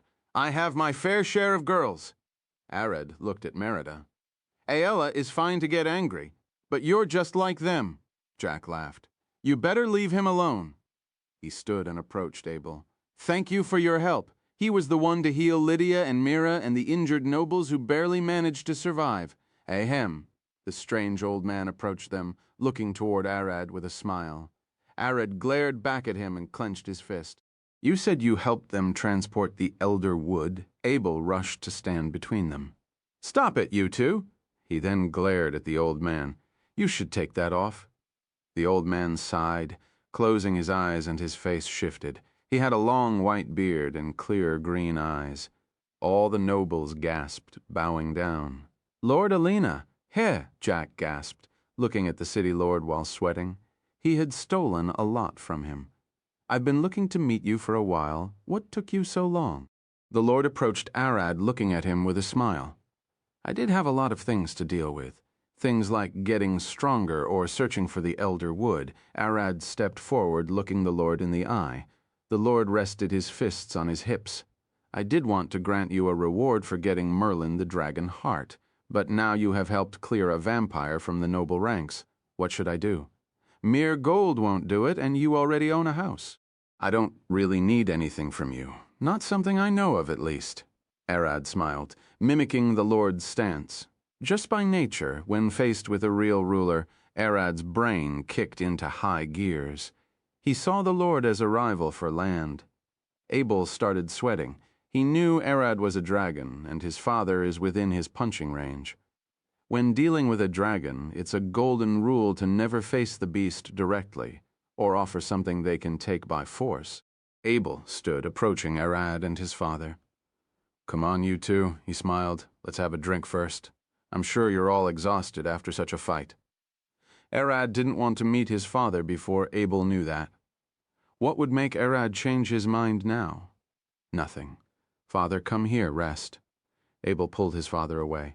He can't have him trigger Arad and end up causing trouble. Arad smiled, walking forward and sitting in front of the city lord. Chapter 200, Bonus, The Lord's Rewards. The lawful ruler of Alina Prefecture, Adonis Alina, the strongest being in Alina Prefecture, Nina of the Oswald clan, the apex predator of Alina Prefecture, Arad Orion. No, there, Nate. Those three sat facing each other on a small round table, with all the nobles surrounding them and listening carefully. What do you wish as a reward? Let's set it here, as I feel it will be long before I see you again. The city lord. Adonis said with a smile, staring at Arad's face. Arad tilted his head, looking around him. There is nothing I'd want from you, and nothing that you can offer, isn't it? Nina's eyes darted between them. The Lord doesn't know he's dealing with a dragon. To a dragon, offering gold or land is an insult. She looked at Arad. I doubt Arad will act like other dragons, but we can't take that possibility out. As Nina squeezed her brain for a solution, she remembered Arad's words. Strange. The last time I asked the ground, it said I own the place. Her eyes opened wide. He wasn't joking.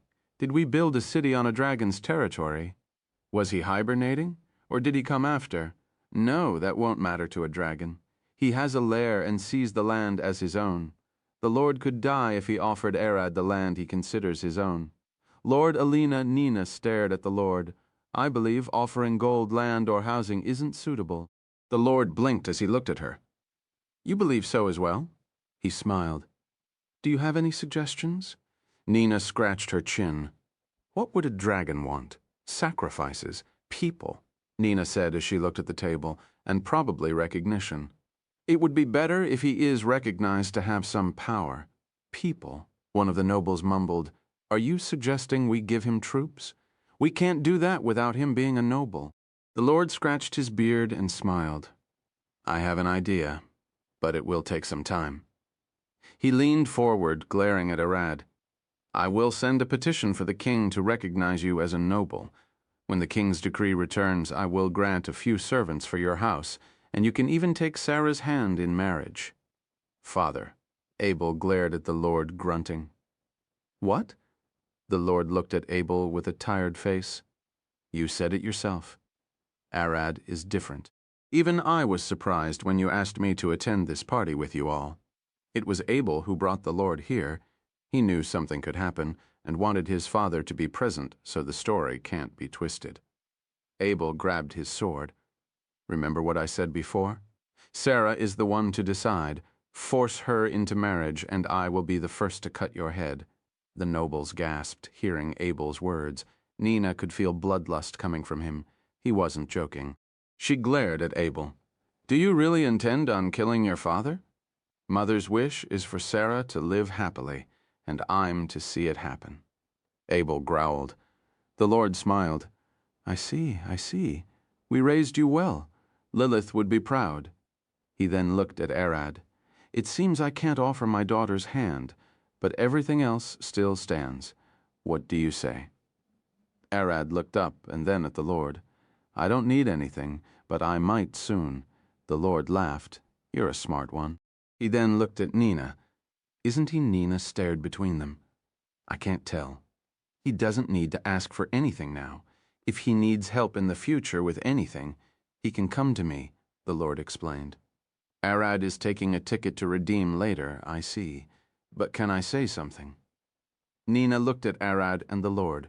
Don't send any soldiers close to Arad's house or any location he decides upon. Inform the guards and the nobles behind us never to stop him or get in his way.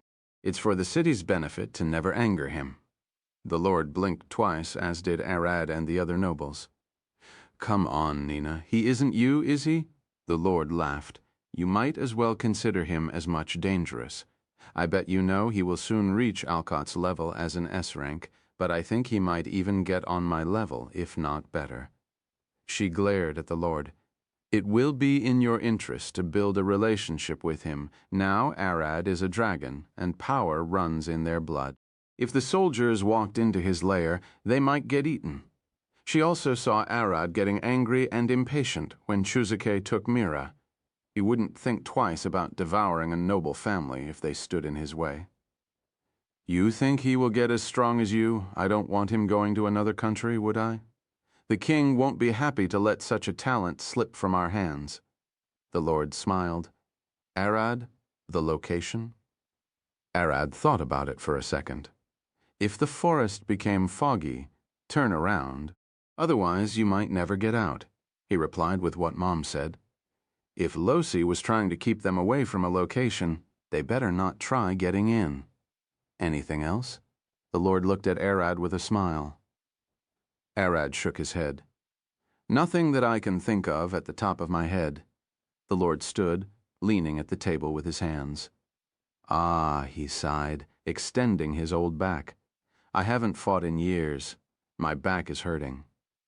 Arad blinked. Did you fight? Merida stepped forward and looked at Arad. I killed 9 thralls. He killed 6. Aela 8, and Jack killed 1 thrall and their leader, the butler. She then looked at Lydia. We didn't allow her to fight at the start, so she went for Chuzuke. I hit one with a chair, allowed Aela to get a hit in. Lila smiled, puffing her arm. Arad looked in the back, seeing 1 broken wooden chair, so with this, the Lord said with a strong voice, looking at the nobles behind him, I will send a letter to the kind. It will be a few weeks before we get a reply. In the meantime, treat Arad as a noble and don't stand in his way. The nobles bowed, Merida included, as her family was one of them, Chapter 201, recovering from the damage. Mira opened her eyes, looking at a ceiling she barely got to know. She sat up, the cold wind blowing from the window beside her bed. She looked outside, seeing the forest spreading as far as the eye could see after the garden. Arad's house, she mumbled. The image of herself getting stabbed in the neck returned. She grabbed her throat. The wound is nowhere to be seen.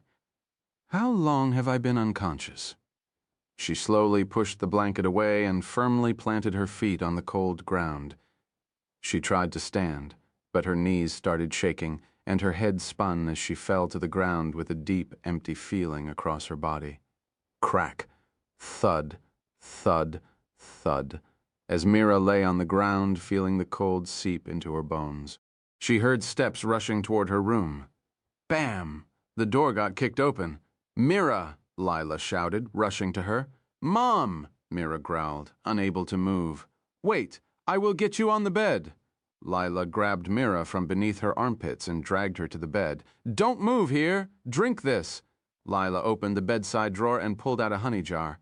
She poured a large scoop into a glass of water and got close to Mira's mouth. You bleed a lot from the stab and suffered internal damage. We had to use a lot of potions and healing magic to get healed, Lila explained.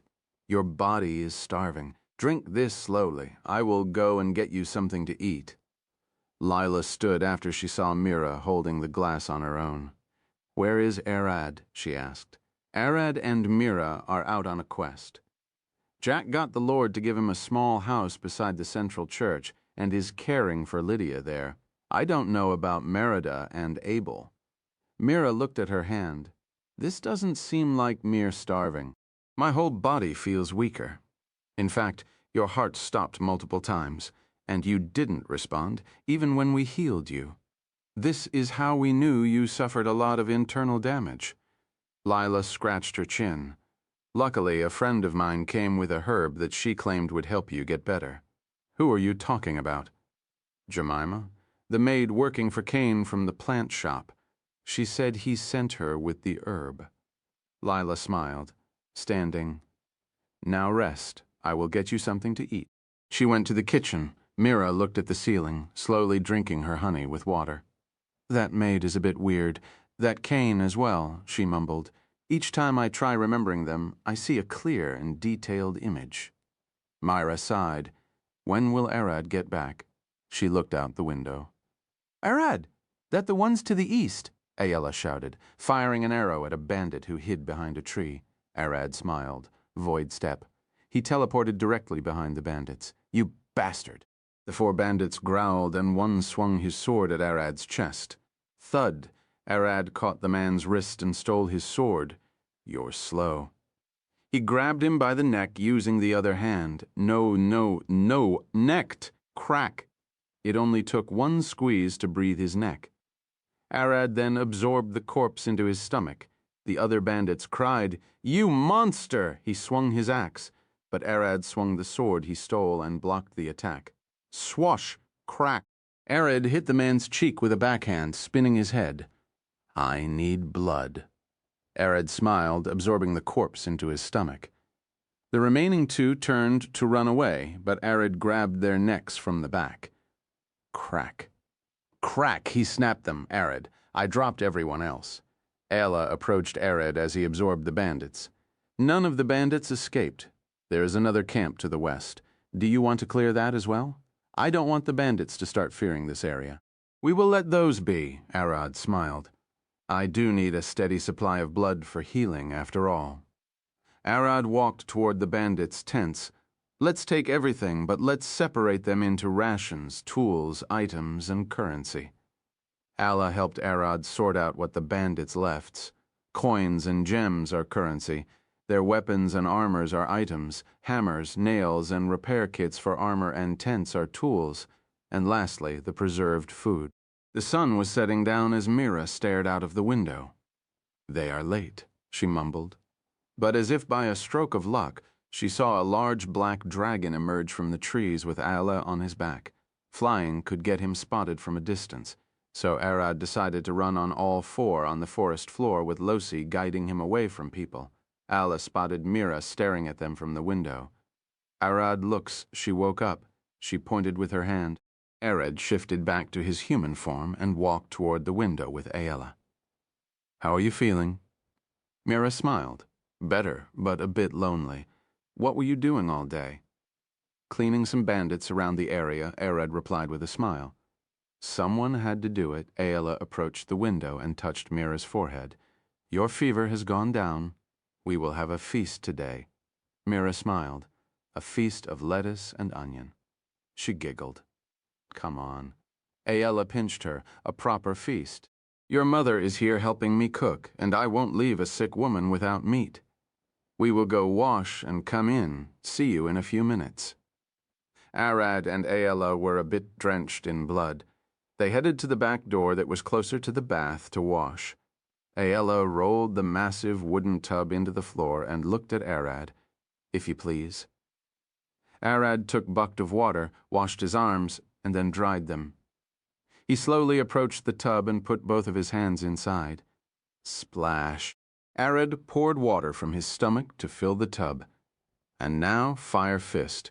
He ignited both hands beneath the water, heating it up. Chapter 22, A Calm Dinner. Arad walked out of the bath, taking a deep breath. He ruffled his hair with a white towel. Ayala gave him as he looked into the hallway. He looked back. You're getting out? I will be out soon. My hair takes some time to dry, Ayala replied from inside the bath as she pointed at her hair. Wind gust, she used a finger gun with magic as a hair dryer. Well, I don't have much hair to dry. Arad touched his head. See you in the living room. He walked away. Ayala looked at the door with a smile and then glared at her hand. I've gotten used to using my magic again. She closed her eyes and then opened them. She could see the blood on her hands. I should be more careful. Another failed spell, and I would end up ruining everything. Arad walked into the living room and sat on the couch, taking a deep breath and looking at the empty table. You want food? Wait till Ayala gets out. Lila stared out from the kitchen. How is Mira doing? Arad looked at Lila with a smile. She can walk again, albeit still exhausted. She smiled. She's recovering well on the first day. She was strong from the start. I believe she will be up and running by the morning. Arad smiled. Nothing like you. You lost your arm, didn't you? Most people won't recover from that for months, and it can cause adventurers to retire. Lila stared at his arms. They both looked fine. I'm a dragon. Is it strange for me to recover quickly? Recovering is one thing, and growing lost limbs is another problem. Lila walked out of the kitchen and approached Arad, glaring at his face so close their noses almost touched. You're hiding something else, aren't you? Arad looked away. Not at all. I have a strong constitution. A strong constitution, you say? Lila smiled. Look at someone's eyes when you lie. Try to speak with a passive face if you can. Don't laugh or avert your eyes. She stood. Mira used to lie a lot, but she always got caught. Can you just say that to me? Arad looked at her. You too will get well. Now, can you tell me? What else are you? A dragon won't cut it. Lila smiled. There is no need to hide anything now that they know you're a dragon. Remember when I was trying to lift a lycanthropy curse? Looked at Lila. Are you a werewolf, or should I say a dragon wolf? Lila looked at him with her hands on her hips. Wyrmwolf. But I'm also a vampire, albeit I can walk in the sun, Arad added. Both, that's interesting. Do I need to worry about you sucking Mira dry the wrong way? Lila stared at him with a smile. Arad glared at her with an exhausted face. What way wouldn't be wrong? He sighed, looking at the table. Ask yourself or Mira herself. But I don't want to see my daughter burning in the sun, so please don't turn her into a vampire. Lila turned to walk toward the kitchen. Look, Aella got out of the bath. Arad looked in the hallway, and Aella came. Is dinner ready? She asked. Almost. Can you get Mira? Lila replied from inside the kitchen. Arad stood. I will carry her here. No, she needs to walk. Let Aella bring her, Lila said, staring at Aella. Of course, Arad. Help Lila set the table. Aella said with a smile, turning around and walking through the hallway. Aella walked away and soon reached Mira's room. Knock, knock, Mira, dinner is ready. She pushed the door open, seeing her walk in circles around the room. What are you doing? Aella asked. Mother didn't let me out of the house to walk, so I'm doing it here. She feared I might collapse outside, Mira replied with a smile. You were starving, after all. Did you eat something since you woke up? Aella asked. Mealveld? Milk, bread, and boiled eggs. I did also eat some honey, Mira replied, but I think you can't eat those. Aella smiled. We can eat bread. Albeit milk and eggs would break my stomach. She walked inside and extended her hand to Mira. Let's go. Arad and Lila are waiting. Mira looked at Aella's hand, confused. I can walk on my own, just in case. We can't be sure about your health until tomorrow. Aella pulled Mira's hand and tightened her grip. Let's go, Myra sighed. I'm telling you, I can walk. The two walked out of the room after snuffing all the candles. In the living room, Mira saw Arad and her mother sitting around the table with all the food laid down. What took you so long? Can't she walk? Lila looked at them with a grin. I can walk. I'm not exhausted anymore, Mira gasped. I can't be sure you're fine until you had a hearty meal. Lila called the two to sit. Arad here can finish the whole table if you two don't hurry. Everyone sat around the table eating their full, except for Arad. He ate only for show, as his body is that of a dragon. A human portion is like eating a single spoon. After dinner, Lila looked at Aella and Arad. Now that we've finished, I have something to ask. She looked at Mira. Arad is a vampire and a werewolf. Mira blinked, staring at him. For real? No wonder you're so tough. You aren't scared? Arad looked at her. Why would I? You saved me, and you being those won't change the Arad, I know. She smiled. See, I told you they wouldn't get scared. Alla smiled. Now that you know that. Lila cleared her throat, taking a deep breath. I would love to wait and see it slowly blossom, but I'm getting old and impatient. She looked at Alla. Can Mira get with Arad as well? Aella blinked twice, and Mira gasped, standing up. Mother? What do you say? Lila looked at Aella. Shouldn't you be asking him and not me? Aella smiled. Arad won't mind. Lila waved her hand, and it's the wife's choice when adding mistresses to the house.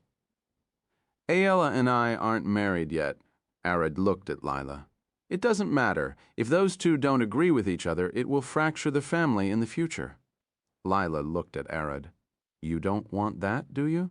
Chapter 203, Bonus, A Mother. I will discuss it tonight with Mira over tea. Aella took a deep breath. But I would say yes. I can't refuse her. Arad looked at them. What are you two going to talk about if you already agreed? Like how you won't stop at the two of us, or how could she end up in a 10 years pregnancy? Aella smiled. and Mira gasped. 10 years?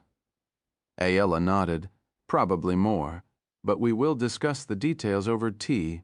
For now, let's get the rooms ready. I want you to help with the house as much as possible if you can't do half. The Lord said I would get servants to deal with that. Arad looked at them. That is for when the letter gets back from the king. Ayala looked at Arad. For now, we two need to take turns cooking and cleaning, as well as set a schedule and divide the rooms. Ayala smiled. She seems to have a lot in mind to talk about with Mira. I see, Arad smiled, sitting on the couch and closing his eyes. Just get it over with quickly. It might take us a long time. You better find a place to sleep in. Ayla smiled, taking 2 large mugs of tea and heading toward Mira's room. Lila will sleep in our room, Arad sighed. I don't mind. Don't we have some empty rooms? Yes, but they are empty for now, Ayla replied, as she and Mira entered the room. Arad looked around. I guess I will sleep here. He looked at the couch he was sitting on. Lila smiled. Ara, isn't the bed in your room sized for 2 people? We can both fit there. Arad stared at her for a second. Mom, what do you say? The couch is better. You also don't require sleep now. You can spend the time in the dungeon or out hunting. I see. He looked at Lila. Fine by me. Oi, what did I say? Noven. Nimin. She's a mom as well. Arad stared at Lila. She walked to the kitchen and poured 2 large mugs of tea. Should we sleep? Or do you have something to talk about? Arad looked at her, grabbed the mug, and took a sip. He watched her beside him. What do mothers do? Lila blinked. What do you mean, being mothers? They don't just exist. Arad looked at her. I do have a mother, but I'm sure our relationship isn't like that of a human mother and a child. You want to know what a human mother is? Lila looked at him, confused. I believe knowing what a mother is, what she should do, and how I should treat her would benefit me, Ayala, Mira, and everyone else in the future. Arad didn't know what a mother was to him. She gave birth to him and threw the egg in a forest, leaving him with a voice in his head. What should a good mother look like? How should she be treated before giving birth to the egg, and what after? Is throwing the egg in a forest the best course of action? What if the child was born alive instead of an egg? How should he and the mother act? A mother is a woman who gave birth to a child and nurture it, and even if she didn't raise the child, she is the mother. Lila looked at Arad, but that doesn't mean a woman that didn't give birth can't be a mother. Arad looked at her. So Mira can be called a mother to Ella's child since she helped in raising it. Yes, we call it stepmother. Remember Abel? Lila smiled. Well, you can say I'm your mother now as well. You are my mother? Arad stared at her, his eyes opening wide. A mother-in-law, to be exact. She patted his head. So, rest assured, I will be here to support both Ayala and Mira. They will be great mothers. Arad smiled, feeling relieved. Somehow he didn't want his children to live alone without their parents. It was a deep feeling engraved into him. How old are you? Lila looked at Arad, her eyes scanning him from head to toe. Ayala said you're younger than your look. I'm about a month old. I was born a few days before we first met. Arad replied with a smile. Oh my, a baby walking around. Dragons are strange. She looked at him again. You don't look like a baby. She grabbed him by the head and pulled him to sleep on her lap. Do you need a mother? Arad blinked twice as she pulled him in. No, I'm strong enough to live. Lila smiled. No, you aren't. There is no way you won't need a mother by your side. I will teach you everything you need to know. She combed his hair with her fingers. Arad closed his eyes. I guess so. Thanks for saving Mira and me as well. Lila smiled. Sleep well? You have a long life ahead of you, and I will be here if you need me. Ding, Ayala was talking with Mira inside the room when she could hear a droplet of water falling in the distance. She stood, looking left and right. What is it? Mira asked, looking at the confused Ayla. It's quiet. The forest fell silent. She stared out the window. Everything looked normal. It took her a few seconds to realize what went silent. Arid always released a faint aura in the house. It was the thing causing the forest to get engulfed in fog and keeping the beasts in line. That aura has calmed down, but the wolves are sleeping. The effect didn't wear out. It just calmed. Ayla rushed out of the room, Arid, heading to the living room and seeing Lila with a finger on her lips. Shh. He fell asleep like a baby. She stared at her. Don't scream. You'll wake him up. Ella has never seen Arad sleeping like that. Chapter 204, Rock, Paper, Scissors. Who will start? Arad opened his eyes on the living room couch. The last thing he remembers is sleeping on Lila's lap. He stood and stared around. Are you awake? Lila called him from the kitchen. Yeah, you woke up early. Arad smiled, standing up and stretching his arms. I have to go back to the shop. I can't keep it closed forever. She smiled. I will get breakfast ready, so go wash your face. Arad walked to the bathroom to wash his face, and Lila looked at his back with a smug smile. Arad grabbed the bathroom's handle, and he could feel something strange. Someone is inside. He took a deep breath. Who's inside? It's me. You can come in. It was Mira. I knew it. She sent me right to her. He glared back as he opened the door. Mira stood beside the mirror, brushing her hair. Good morning. He started washing his face. Good morning. How did you sleep last night? Mira asked. I feel well rested, Arad smiled. How about you? Nice, but we almost fought yesterday. Mira giggled. For what? We decided to switch days between us. Mira looked at Arad, and then went with rock, paper, scissors to decide who go first. I won 3 times in a row. Ayla thought I was cheating. Arad giggled. I hope she wasn't that angry. She was just frustrated. Mira finished doing her hair and walked to the door. She will wake up soon. We can talk about it after breakfast. Arad washed his face and headed back to the living room. Ayla was waking up and going to the bathroom. After breakfast, Lila picked up her bag and looked at Arad. I will be heading to the store now. You enjoy your time with the girls. I will take you there. Arad walked toward her. No need. No need. Lila smiled, waving her hand with a grin. Then, at least take Mick with you. He will save you the walk. Arad pointed outside. The moose stood right beside the gate. I will help myself to that, then. Lila smiled, leaving the house. Arad looked back at Ayala and Mira. So, what have you two decided? Ayala smiled, looking at Arad. We decided to cut the house chores in half. Mira will take the heavy stuff while I take care of the delicate ones.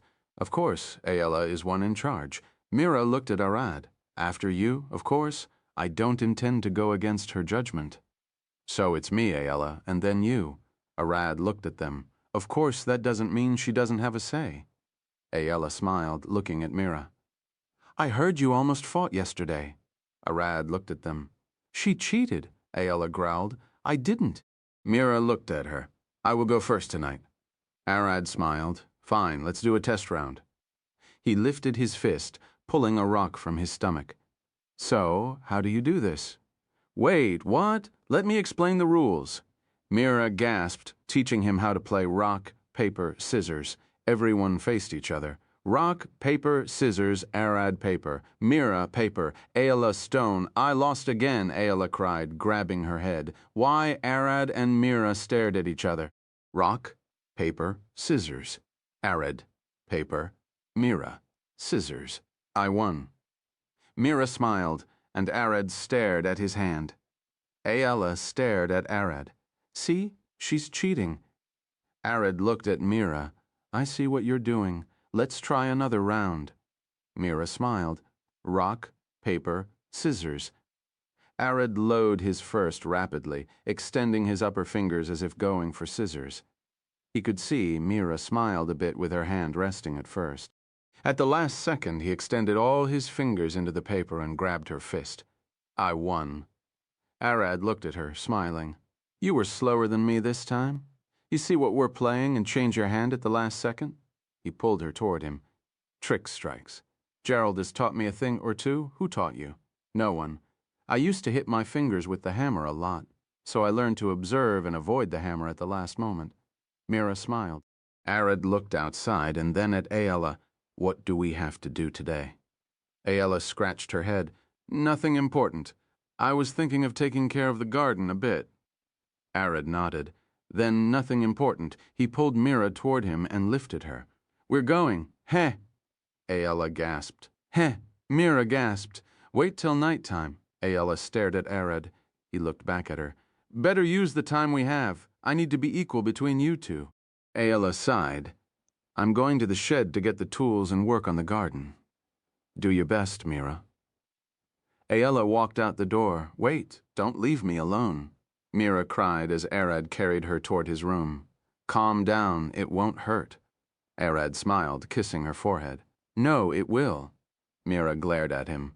Ayala warned me. She pushed him with her hand and rushed to her room. After a second, she came out with a massage oil bottle. We will use this. She looked at Arad with a stern face. Do what you like. Arad lifted her again and dragged her to his room. Why do you keep carrying me? I don't know, Arad smiled. You just look like you will move more than Ayala. Indo, idno, feel, neat. Put me down, Mira said as they entered Arad's room. He let her go and she took a deep breath, feeling her heart pounding. Arad didn't wait to pull his shirt off and Mira gasped, jumping away. Don't take your clothes so suddenly, Tip. A small paper fell from Arad's shirt and the two looked at it. From Lila was written on it. Did Mother leave this? Mira picked it up, opening it to read the content. Her face quickly flashed red and she attempted to rip the paper apart. Swash! Arad snatched the paper before she could rip it. Arad, Mira has been going about you for the past few days. I can hear her at night. She seems to like your muscles and overall build, so give her a big old hug and take the lead. She doesn't just like the muscular look for aesthetic. She wants someone strong that can take the lead. Chapter 205, Into the Sky. Slightly, R18 at the end. Arad looked at Mira. You like someone strong? Mira looked away. I guess I should say, can I? Her face blushed. I would like someone to be strong enough to carry me and move around, Arad thought about it. I just carried you to the room, something clicked in his head. I did take Ayala on a ride the first time. Want to take a tour around the mountains? A ride on Mick? Mira stared at him, tilting her head. Ella smiled. Fine by me. Give her a good shaking, she said, lifting a thumbs up. A few minutes later, Mira was crying her eyes out, holding on for dear life. Slow down, Arad. Her hands clenched on the rope as she hugged Arad's neck as hard as she could, with tears coming from her eyes. Mira could see the clouds flying past at a blinding speed. The wind forcefully pulled on her hair, but her butt was stuck to Arad's neck with gravity magic. I'm gonna fall. No, you won't. Carrying you is easy then. How about this? Arad said with a grin, flapping his wings across the blue sky. It's scary. I have a recent bad experience with a flight, she referred to Chuzuke. You displayed a lot of courage there. You can trust me here, can't you? Arad turned his head to stare at her. Mira took a deep breath. Fine, but don't blame me if I threw on your back. Arad smiled, his massive opal teeth glowing. Hold tight then. Mira saw the sky twist as the clouds returned to their high place. Arad dived straight down toward the mountain range. Don't hit anything, Mira cried. Arad flew between the tight crevices of the mountains, going below the 1,000-year-old arching stones that no regular human could hope to climb. There was barely any space for him to fit. Yet he clung to his wings and bolted right through. I'm better at flying than when I was with Ayala. You're getting a better ride if I'm honest, Arad said, flying directly into a wall. Does a better ride mean more risk in your book? A wall, she cried. Losi. Of course, a large stone started shaking and moved slightly to the side, revealing a cave entrance. I found this when chasing the vampire. I told Losi to hide it. Swash. Arad flew directly into the cave, tucking his wing on his back and running in the dark. Mira can't see in total darkness, so Arad ignited a bright blue flame inside his mouth, illuminating the cave ahead of him like a flashlight. No. No! Careful, I almost hit my head. Mira cried as a stalactite almost tore her head off. Don't worry, you're sitting on my neck and lower than my head. If I don't get hit in the head, there is no way for you to get hit. Arad replied with a grin. A wall approached them rapidly. Losi opened the wall. I can't move that one, too heavy for my current strength. Still haven't recovered? Well, I will claw it open. Thud, thud, thud. Arad rushed straight at the wall, swinging his front claw at full force, covering Mira with his wings. The wall burst open, shattering in a cloud of dust as the dragon leapt out. Clap! Arad opened his wings with a thunderous clap, roaring as he saw a few winged monsters on the other side of the mountain range. Roar, it was a warning, don't you dare get close or we'll be eaten. Arad flapped his wings and flew to the side, heading toward the highest peak without snow. Mira seems to have gotten used to being on his back. The twists and turns stopped, surprising her. Flap, flap, flap! As Arad flew, the monster from before flocked around him. I just warned them. Those monsters looked like the unholy child of an ape and an owl ape's roar. Arad roared, opening his jaw. Crack! He bites one, swallowing it in a single gulp. Crack, crack. Arad ate about 5 of the monsters before he realized they weren't fighting back, merely flying beside the dragon, basking in its presence. It didn't take Arad long to understand. It was all simple.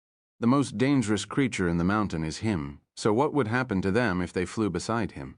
He could eat a couple, but what of the others? They will survive. As a flock, they have a better chance of taking shelter with a dragon than spreading across the mountains. You can consider them minions, so I only need to show up, and they will serve me. You had to prove yourself as a wormling, but now your presence alone is enough to dominate lesser creatures. Keep in mind that creatures like the Yeti from the flight with Aella won't be affected. Arad flew to the top of the mountain and landed there, lowering his wing for Mira to get down. The monster flocked below the edge, hiding out of sight. Mira stumbled down, taking a deep breath and holding her butt. It hurts. The rag wasn't enough? Arad looked at her as he shifted back to a human. No, of course it wasn't. That's a rag with a rope tied to it. I felt like I was sitting on a log going into a sawmill. Mira walked toward the edge, staring at the almost endless fall and the monsters below. They ran away as soon as they saw her. No one dares to face the woman with the dragon. I'm not going down there.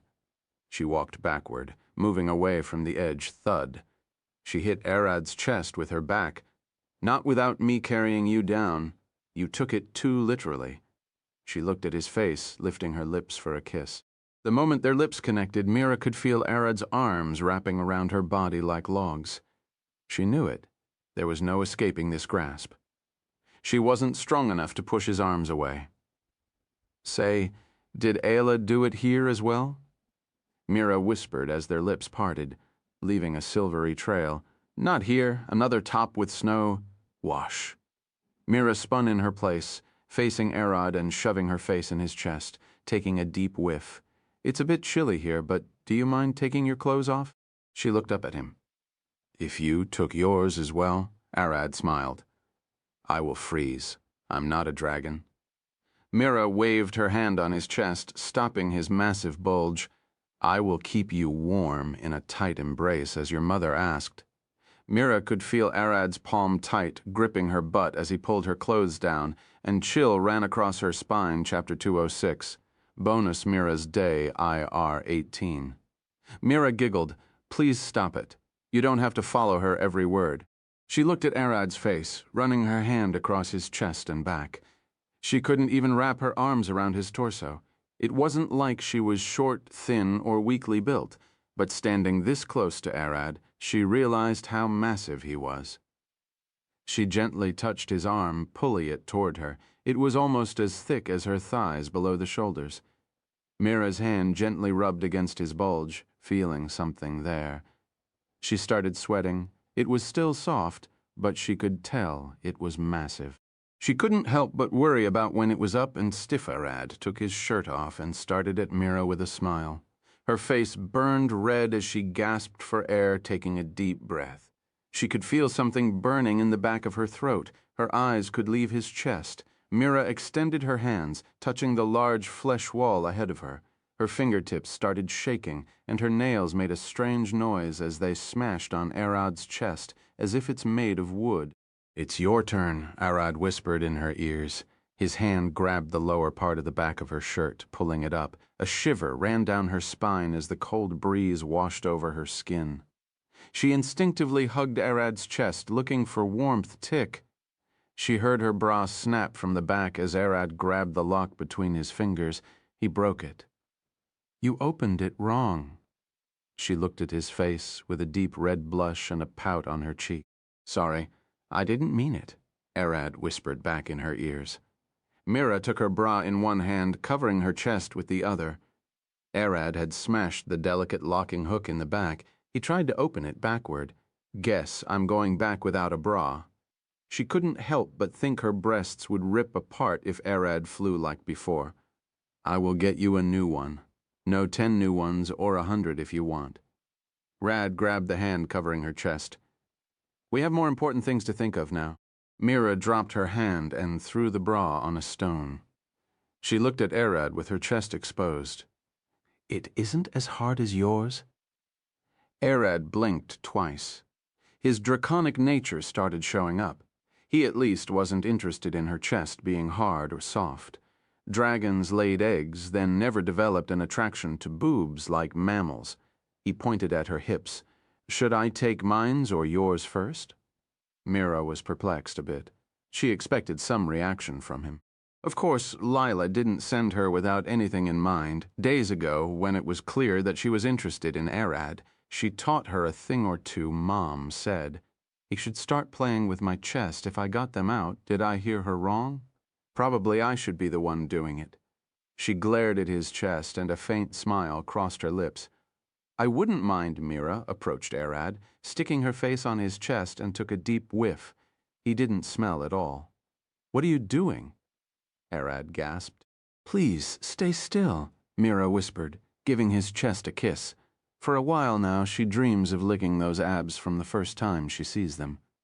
She closed her lips on his chest, giving his nipples a kiss before sucking on them for a bit. Mira slowly licked her way down to Arad's abs and stopped at his navel, realizing he doesn't have one. There is a mark on its place as if there should be one, but there was nothing there. "You don't have one? But what's this mark?" Mira poked him with her finger. "I was born from an egg. I don't have it, but my father seems to have been a human. The mark is inherited from him." Mom explained it to Arad, and he told Mira. "Well, it doesn't matter." Mira slowly unzipped his pants. She pulled them down with a worried stare. Slap. A large chunk of flesh sprung out like a snake, smacking into her cheek. It was she wasn't that close to him either. That thing was almost as long as her forearm and as thick as it. She started panting. "It's bigger than I thought," she gasped, glaring up at Arad. Arad looked at her with a smile. "Is it Ayla didn't mention that?" "It's too big." Mira gasped. Her mother told her to expect something a bit smaller. "Come on, it's your turn," Arad said, waiting for her to stand and take her panties off. "No, before that." Mira grabbed Arad's flesh in her hand. "It's going to hurt a lot if I don't do this first." She opened her mouth, licking it from tip to base. "What are you doing?" Arad gasped. "I have to lube it with spit. Otherwise it's going to hurt going inside." Mira looked at Arad, opening her mouth and trying to take the tip into her mouth. It was as large as an egg. No vlurg. Mira took Arad's flesh from her mouth to speak, her left hand still moving on the soft skin. She then took a deep breath, closing her eyes and opening her mouth as wide as she could.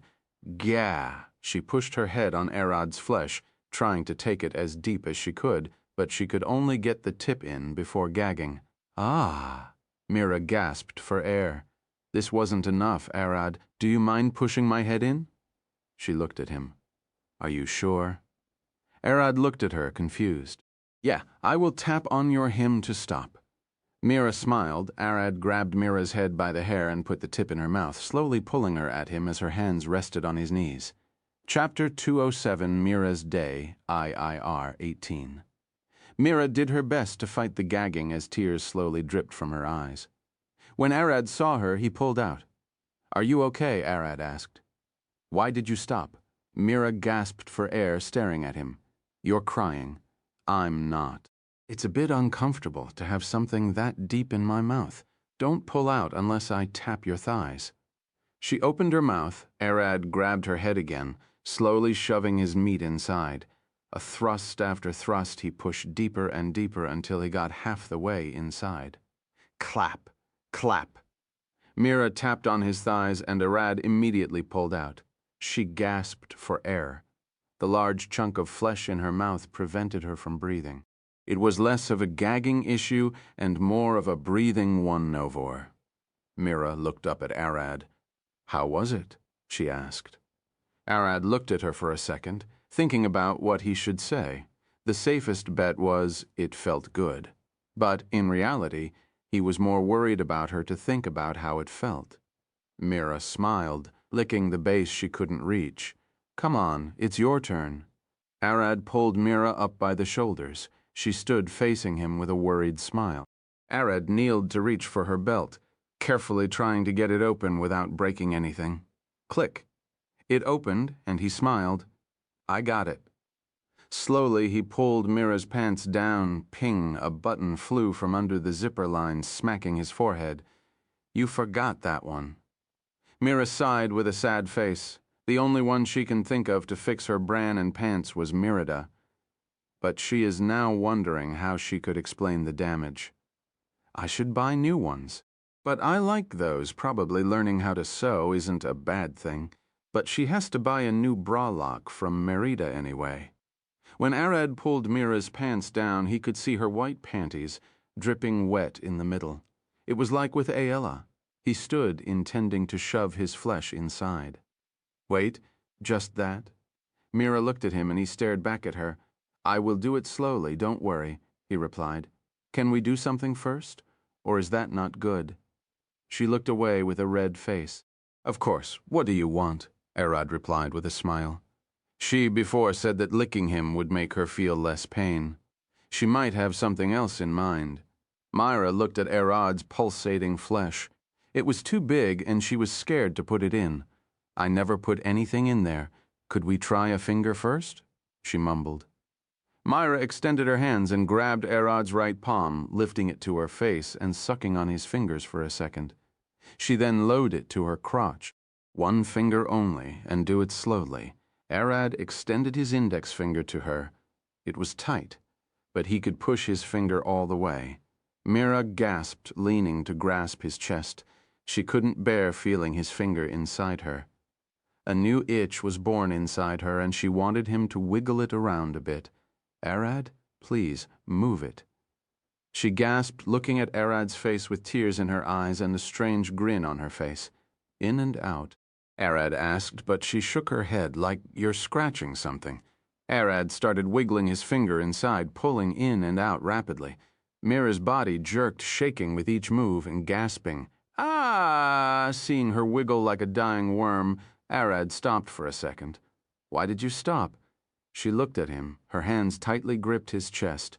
"You looked in pain." "I'm not. Don't stop until I tell you to." Mira growled in frustration. She had wished Arad would take the lead.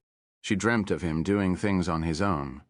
Her mother said that the best-case scenario was for him to start doing things on his own, and at that point she only needed to withstand it. But he seemed clueless. "Aella, what were you doing?"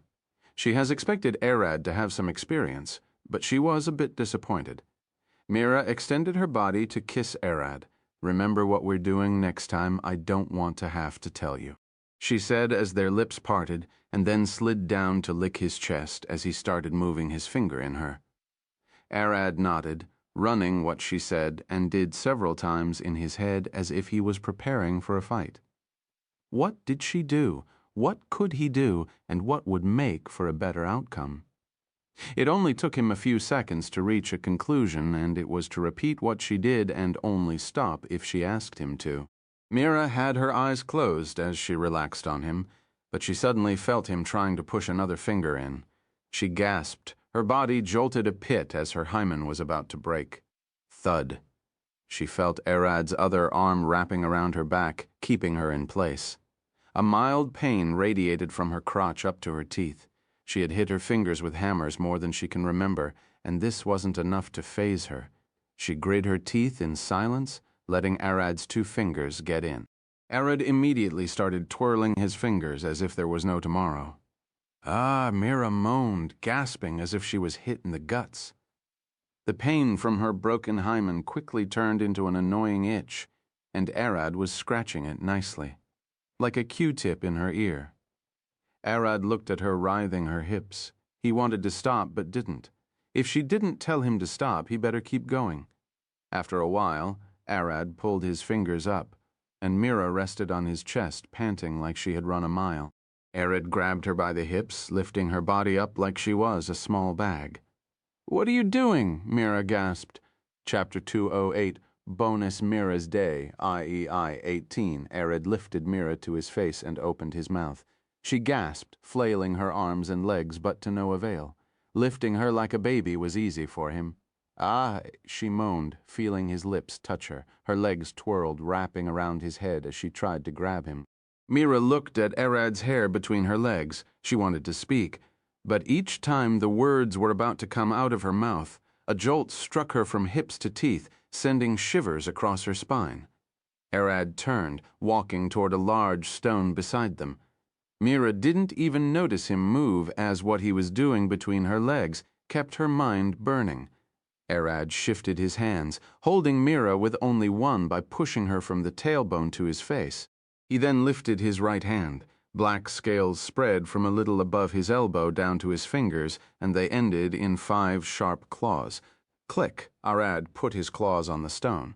He cut through it with care, trying to create a flat surface by slowly chipping at it. It only took him a few moments. As to his hands, it was no better than hard dirt. After making what looked like a flat enough surface, and while still ravaging Mira with his mouth, he put his hand on the stone.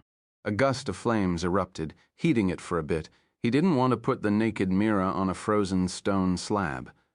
Mira has now spent a few minutes on Arad's mouth, but albeit she kept moaning and writhing, she never went above that. She was still way off climaxing. Only the new sensation gave her a surprise. He lacked skills, randomly moving, his tongue won't cut it. Mira then felt her body falling backward, her back gently laid on a warm stone with Arad looking down on her. He grabbed her by the ankles and lifted her feet up, spreading her apart. She gasped, glaring down and gulping. It was time Arad moved his flesh and laid it above her stomach. It was then she started getting scared. It reached above her navel, and he isn't even pushing against her.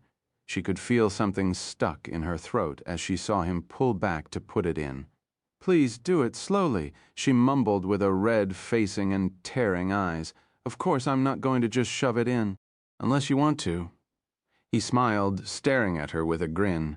Myra took a deep breath. "Please don't. I don't think I can take it all inside."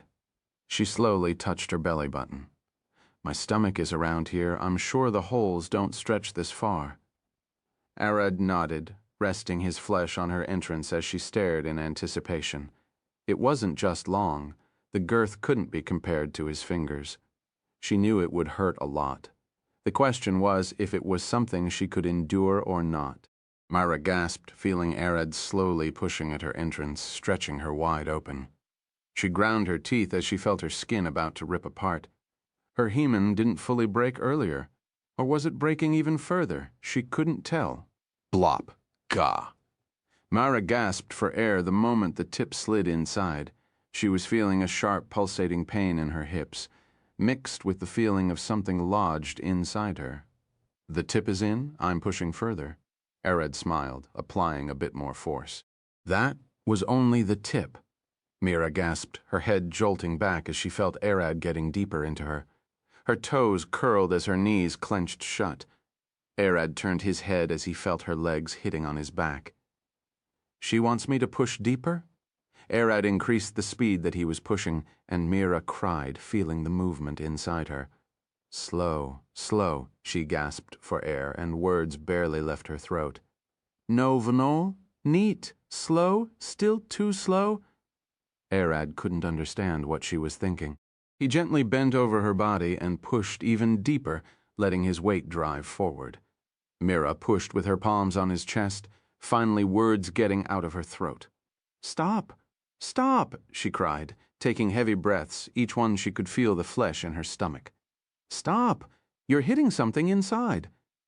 She finally spoke now that he stopped moving.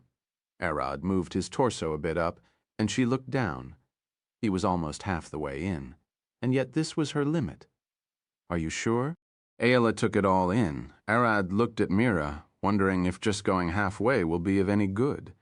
At least in his mind, not going all the way in means no eggs. I can't. Next time I might be able to take it deeper. Mira gasped, taking a few deep breaths. Arad stared at her for a second.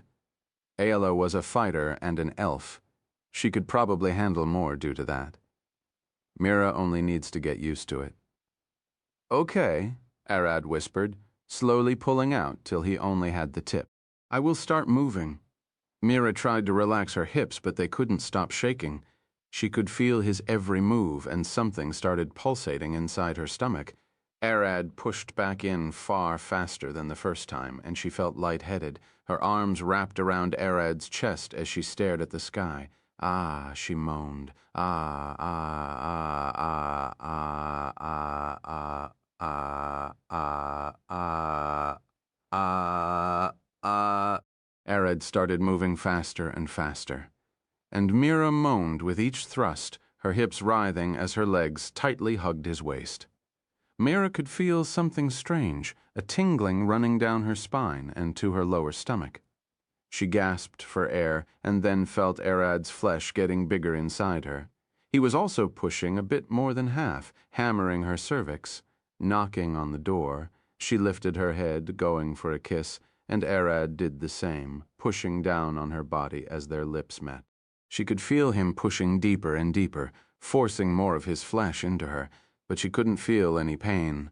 With the last thrust, she could feel a hot pressure building inside her.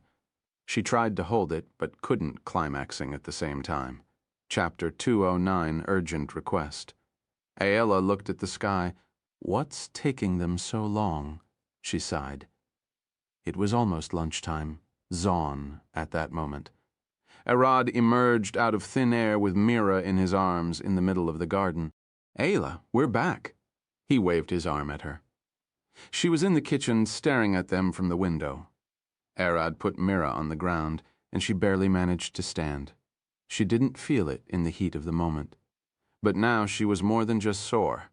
Her knees started shaking as she leaned on him.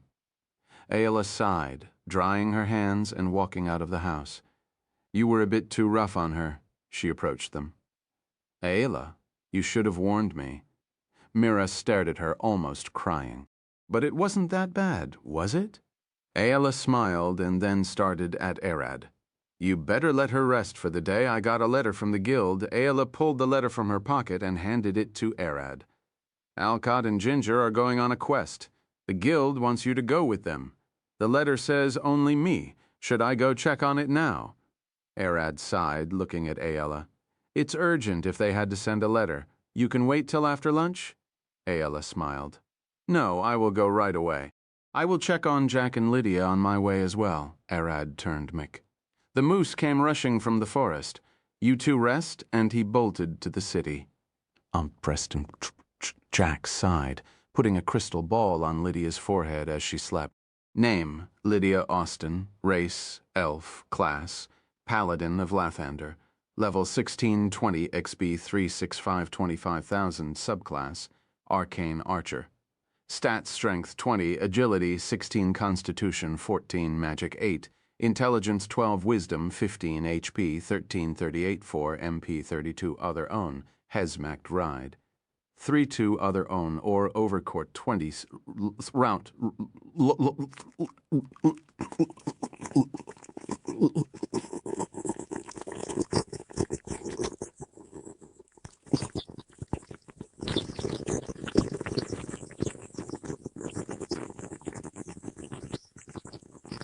Lach, lich, lech, lech, lech, leth, the 33384, MPs 32, other 432, 38SP 3288SP circ 388 3388, skills. Divine sense, the presence of strong evil register on your senses like a noxious odor, and powerful good rings like heavenly music in your ears. Lay on hands, your blessed touch can heal minor wounds, or you can call on your God's favor to lift a mild illness. Fighting style, great weapon fighting. Smite, holy smite, divine cleaver, holy magic casting, the ability to cast holy magic, divine health. The divine magic flowing through your veins makes you immune to disease. Oath of vengeance and protection. The oath of vengeance is a solemn commitment to punish those who have committed a grievous sin and those who swore to protect, so no more vengeance is needed. Aura of protection you can sense when a misfortune is about to occur. You can easily predict attacks aimed at your allies. Indomitable, none can change the will of a devoted paladin. Even magic can't improve life force in battle. The paladin is immune to knockouts, unless they die. Channel divinity allow you to channel the power of your god into your attacks if they agree to help you. Innate skills. Blessing of Lathander, plus 6 MEPs per level. Blessing of Chanti, plus 8 MEPs per level. Oath vengeance. Fight the greater evil protection. Protect the good and innocent. Vengeance, no mercy for the wicked protection, benevolent hand to the virtuous. Vengeance, by any means necessary. Protection, within reason to others. Vengeance and protection. If my foes wreak ruin on the world, it is because I failed to stop them. I must help those harmed by their misdeeds. Relentless avenger. Your body gets a rush after each attack, allowing you to move even when greatly injured or exhausted. Soul of vengeance, when you see a creature under your vow of enmity, you can make strike against them in your god's name. Resistance and necrotic magic, immunities, holy magic 0 tier, guidance, sacred flame, spare the dying 1 tier, bless cure wounds, divine favor 2 tier, zone of truth, lesser restoration 3 tier, aura of vitality, crusader's mantle, remove lesser curse 4 tier, holy weapon, and starch Jack's side. Her condition wasn't looking good. The after effects of pushing her body too much have taken their toll. She isn't recovering as fast as she used to. He stood and looked out of the window. Jack, are you inside? Arad knocked on the door and Jack looked down. Arad? How did you know I'm here? Jack smiled, waving his hand. Losi told me. How is Lydia doing? Arad asked. Not so good. Wait. I will open the door. He rushed down and got Arad inside to see Lydia. She was lying in bed with bandages covering her whole body. She had multiple muscles and tendons ruptured, broken bones, and internal bleeding. He looked at Arad. I have to stay here with her. Someone has to change her bandages and give her the medicines she needs. Arad looked at Lydia. Magic won't work. We can heal her with magic, but she might die of starvation afterward. Jack looked at her. Our only option is to heal her slowly. Arad nodded. Look at this. He showed the letter to Jack. Jack skimmed through the letter and then looked at Arad. Alcott needs help with a quest. Don't tell me he needs you to fly him around, he laughed. But Noiv! I don't know. I haven't checked the guild yet. Jack smiled. He gave the letter to Arad and sat on a nearby chair. I can't go with you since I'm staying with Lydia. I don't know about the danger of the quest, but you might be better leaving Ayala at home. Arad blinked twice. Why? She's strong enough. It's Alcott's we're talking about. The last time I heard, a whole city ended up destroyed. You can survive, but most can't. Jack was right. Ayala isn't as durable as Arad is, and taking her on a quest with Alcott is only asking for her to be gravely injured or die. Arad thought about it. I should check with Alcott first. If he needs me for storage or to carry them somewhere, we can take Ayala. But if it was for fighting power, that's a different story. Arad stood. I'm heading to the guild. See you later, and take care of her. Jack smiled. Of course you be careful. It's never safe around S ranks. Chapter 210 bonus Sister's noise. Clack.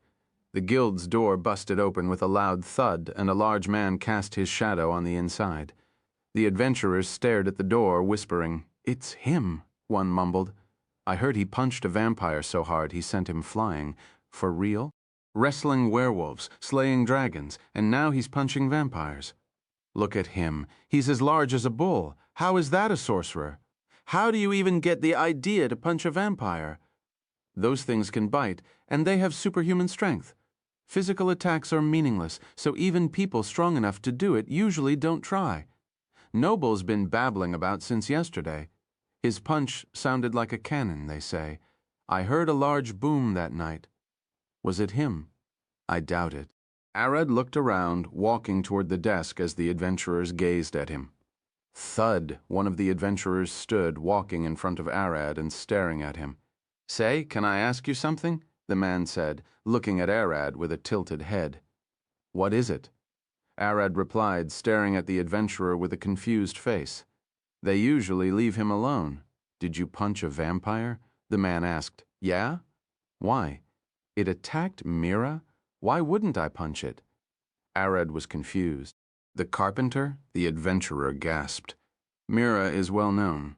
Her furniture is one of the best in the city, and each house has at least something that she made. I mean, you could have used fire magic. The vampire closed the distance first, and we were at a party. I didn't have any weapon to use besides my fist." Arad stared at the adventurer. "Don't you usually train to fight without your weapons or magic?" The adventurer glared at Arad, blinking twice, lifting a finger to speak, and then stopping. "Merlin, the archmage, she could beat with her bare hands?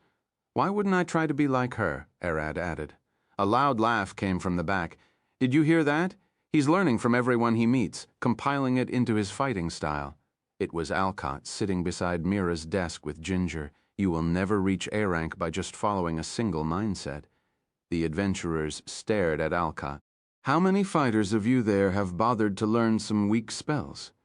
The zero-tier mending is pretty useful, and so is the bonfire and booming blade." The adventurers looked at each other. How many mages there would lose to a random person in a squabble? "I guess all except Arad. Even fighters would lose to him." Arad approached Alcott. "I heard about the quest." Alcott stood, "Be creative if you want to reach S rank. That's all I can say." He then looked back. Nina was sitting beside the private room door. "Let's go. We have a lot to talk about." Alcott, Ginger, Nina, and Arad walked into the private room. Nina closed the door, and Alcott sighed, dropping himself on the couch. Ginger gracefully sat beside him. "The magic, if you please?"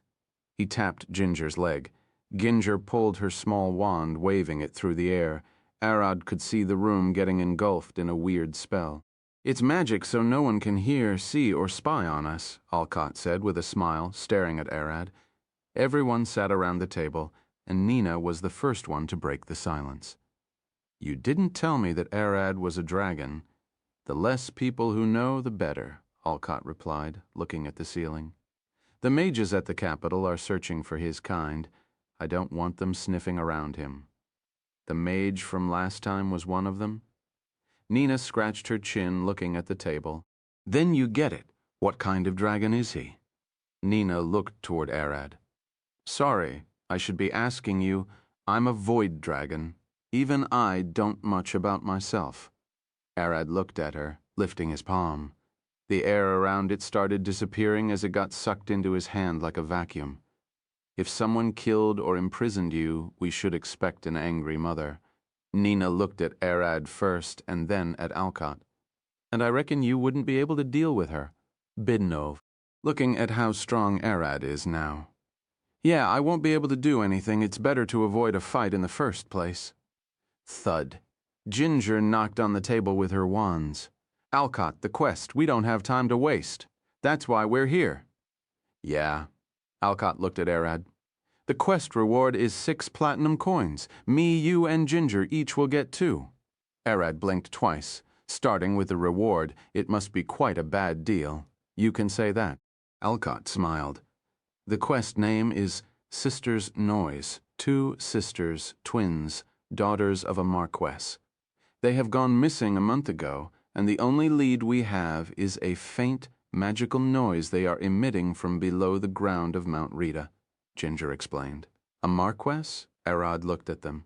Baron, Viscount, Earl, Marquess, Duke. Those are the nobles' rankings, I heard. You might get a title soon. It will most likely be a baron. Alcott looked at Arad. The underground city of Rita is built on the ruins of an ancient dwarven city under the mountain with the same name. It's about a month ride to the west. Arad sighed. You just need me to get you there? Couldn't you find a mage that can teleport you? Alcott smiled, looking at Arad in the eyes. It's 2 platinum coins. I rather give it to someone I know with high potential, and I would love to have someone strong that can fight. I'm already the mage and Alcott is the fighter. Having someone balanced like you could prove useful. Ginger smiled. So what is this, Rita City? Arad looked at Arad with a smile. He can get a lot with 2 platinum coins. Alcott smiled. A lustrous city of gems, crimes, lust, and unfiltered evil. Heaven for thieves, assassins, slavers, and bandits. He glared at Arad. The place no one wants to be in.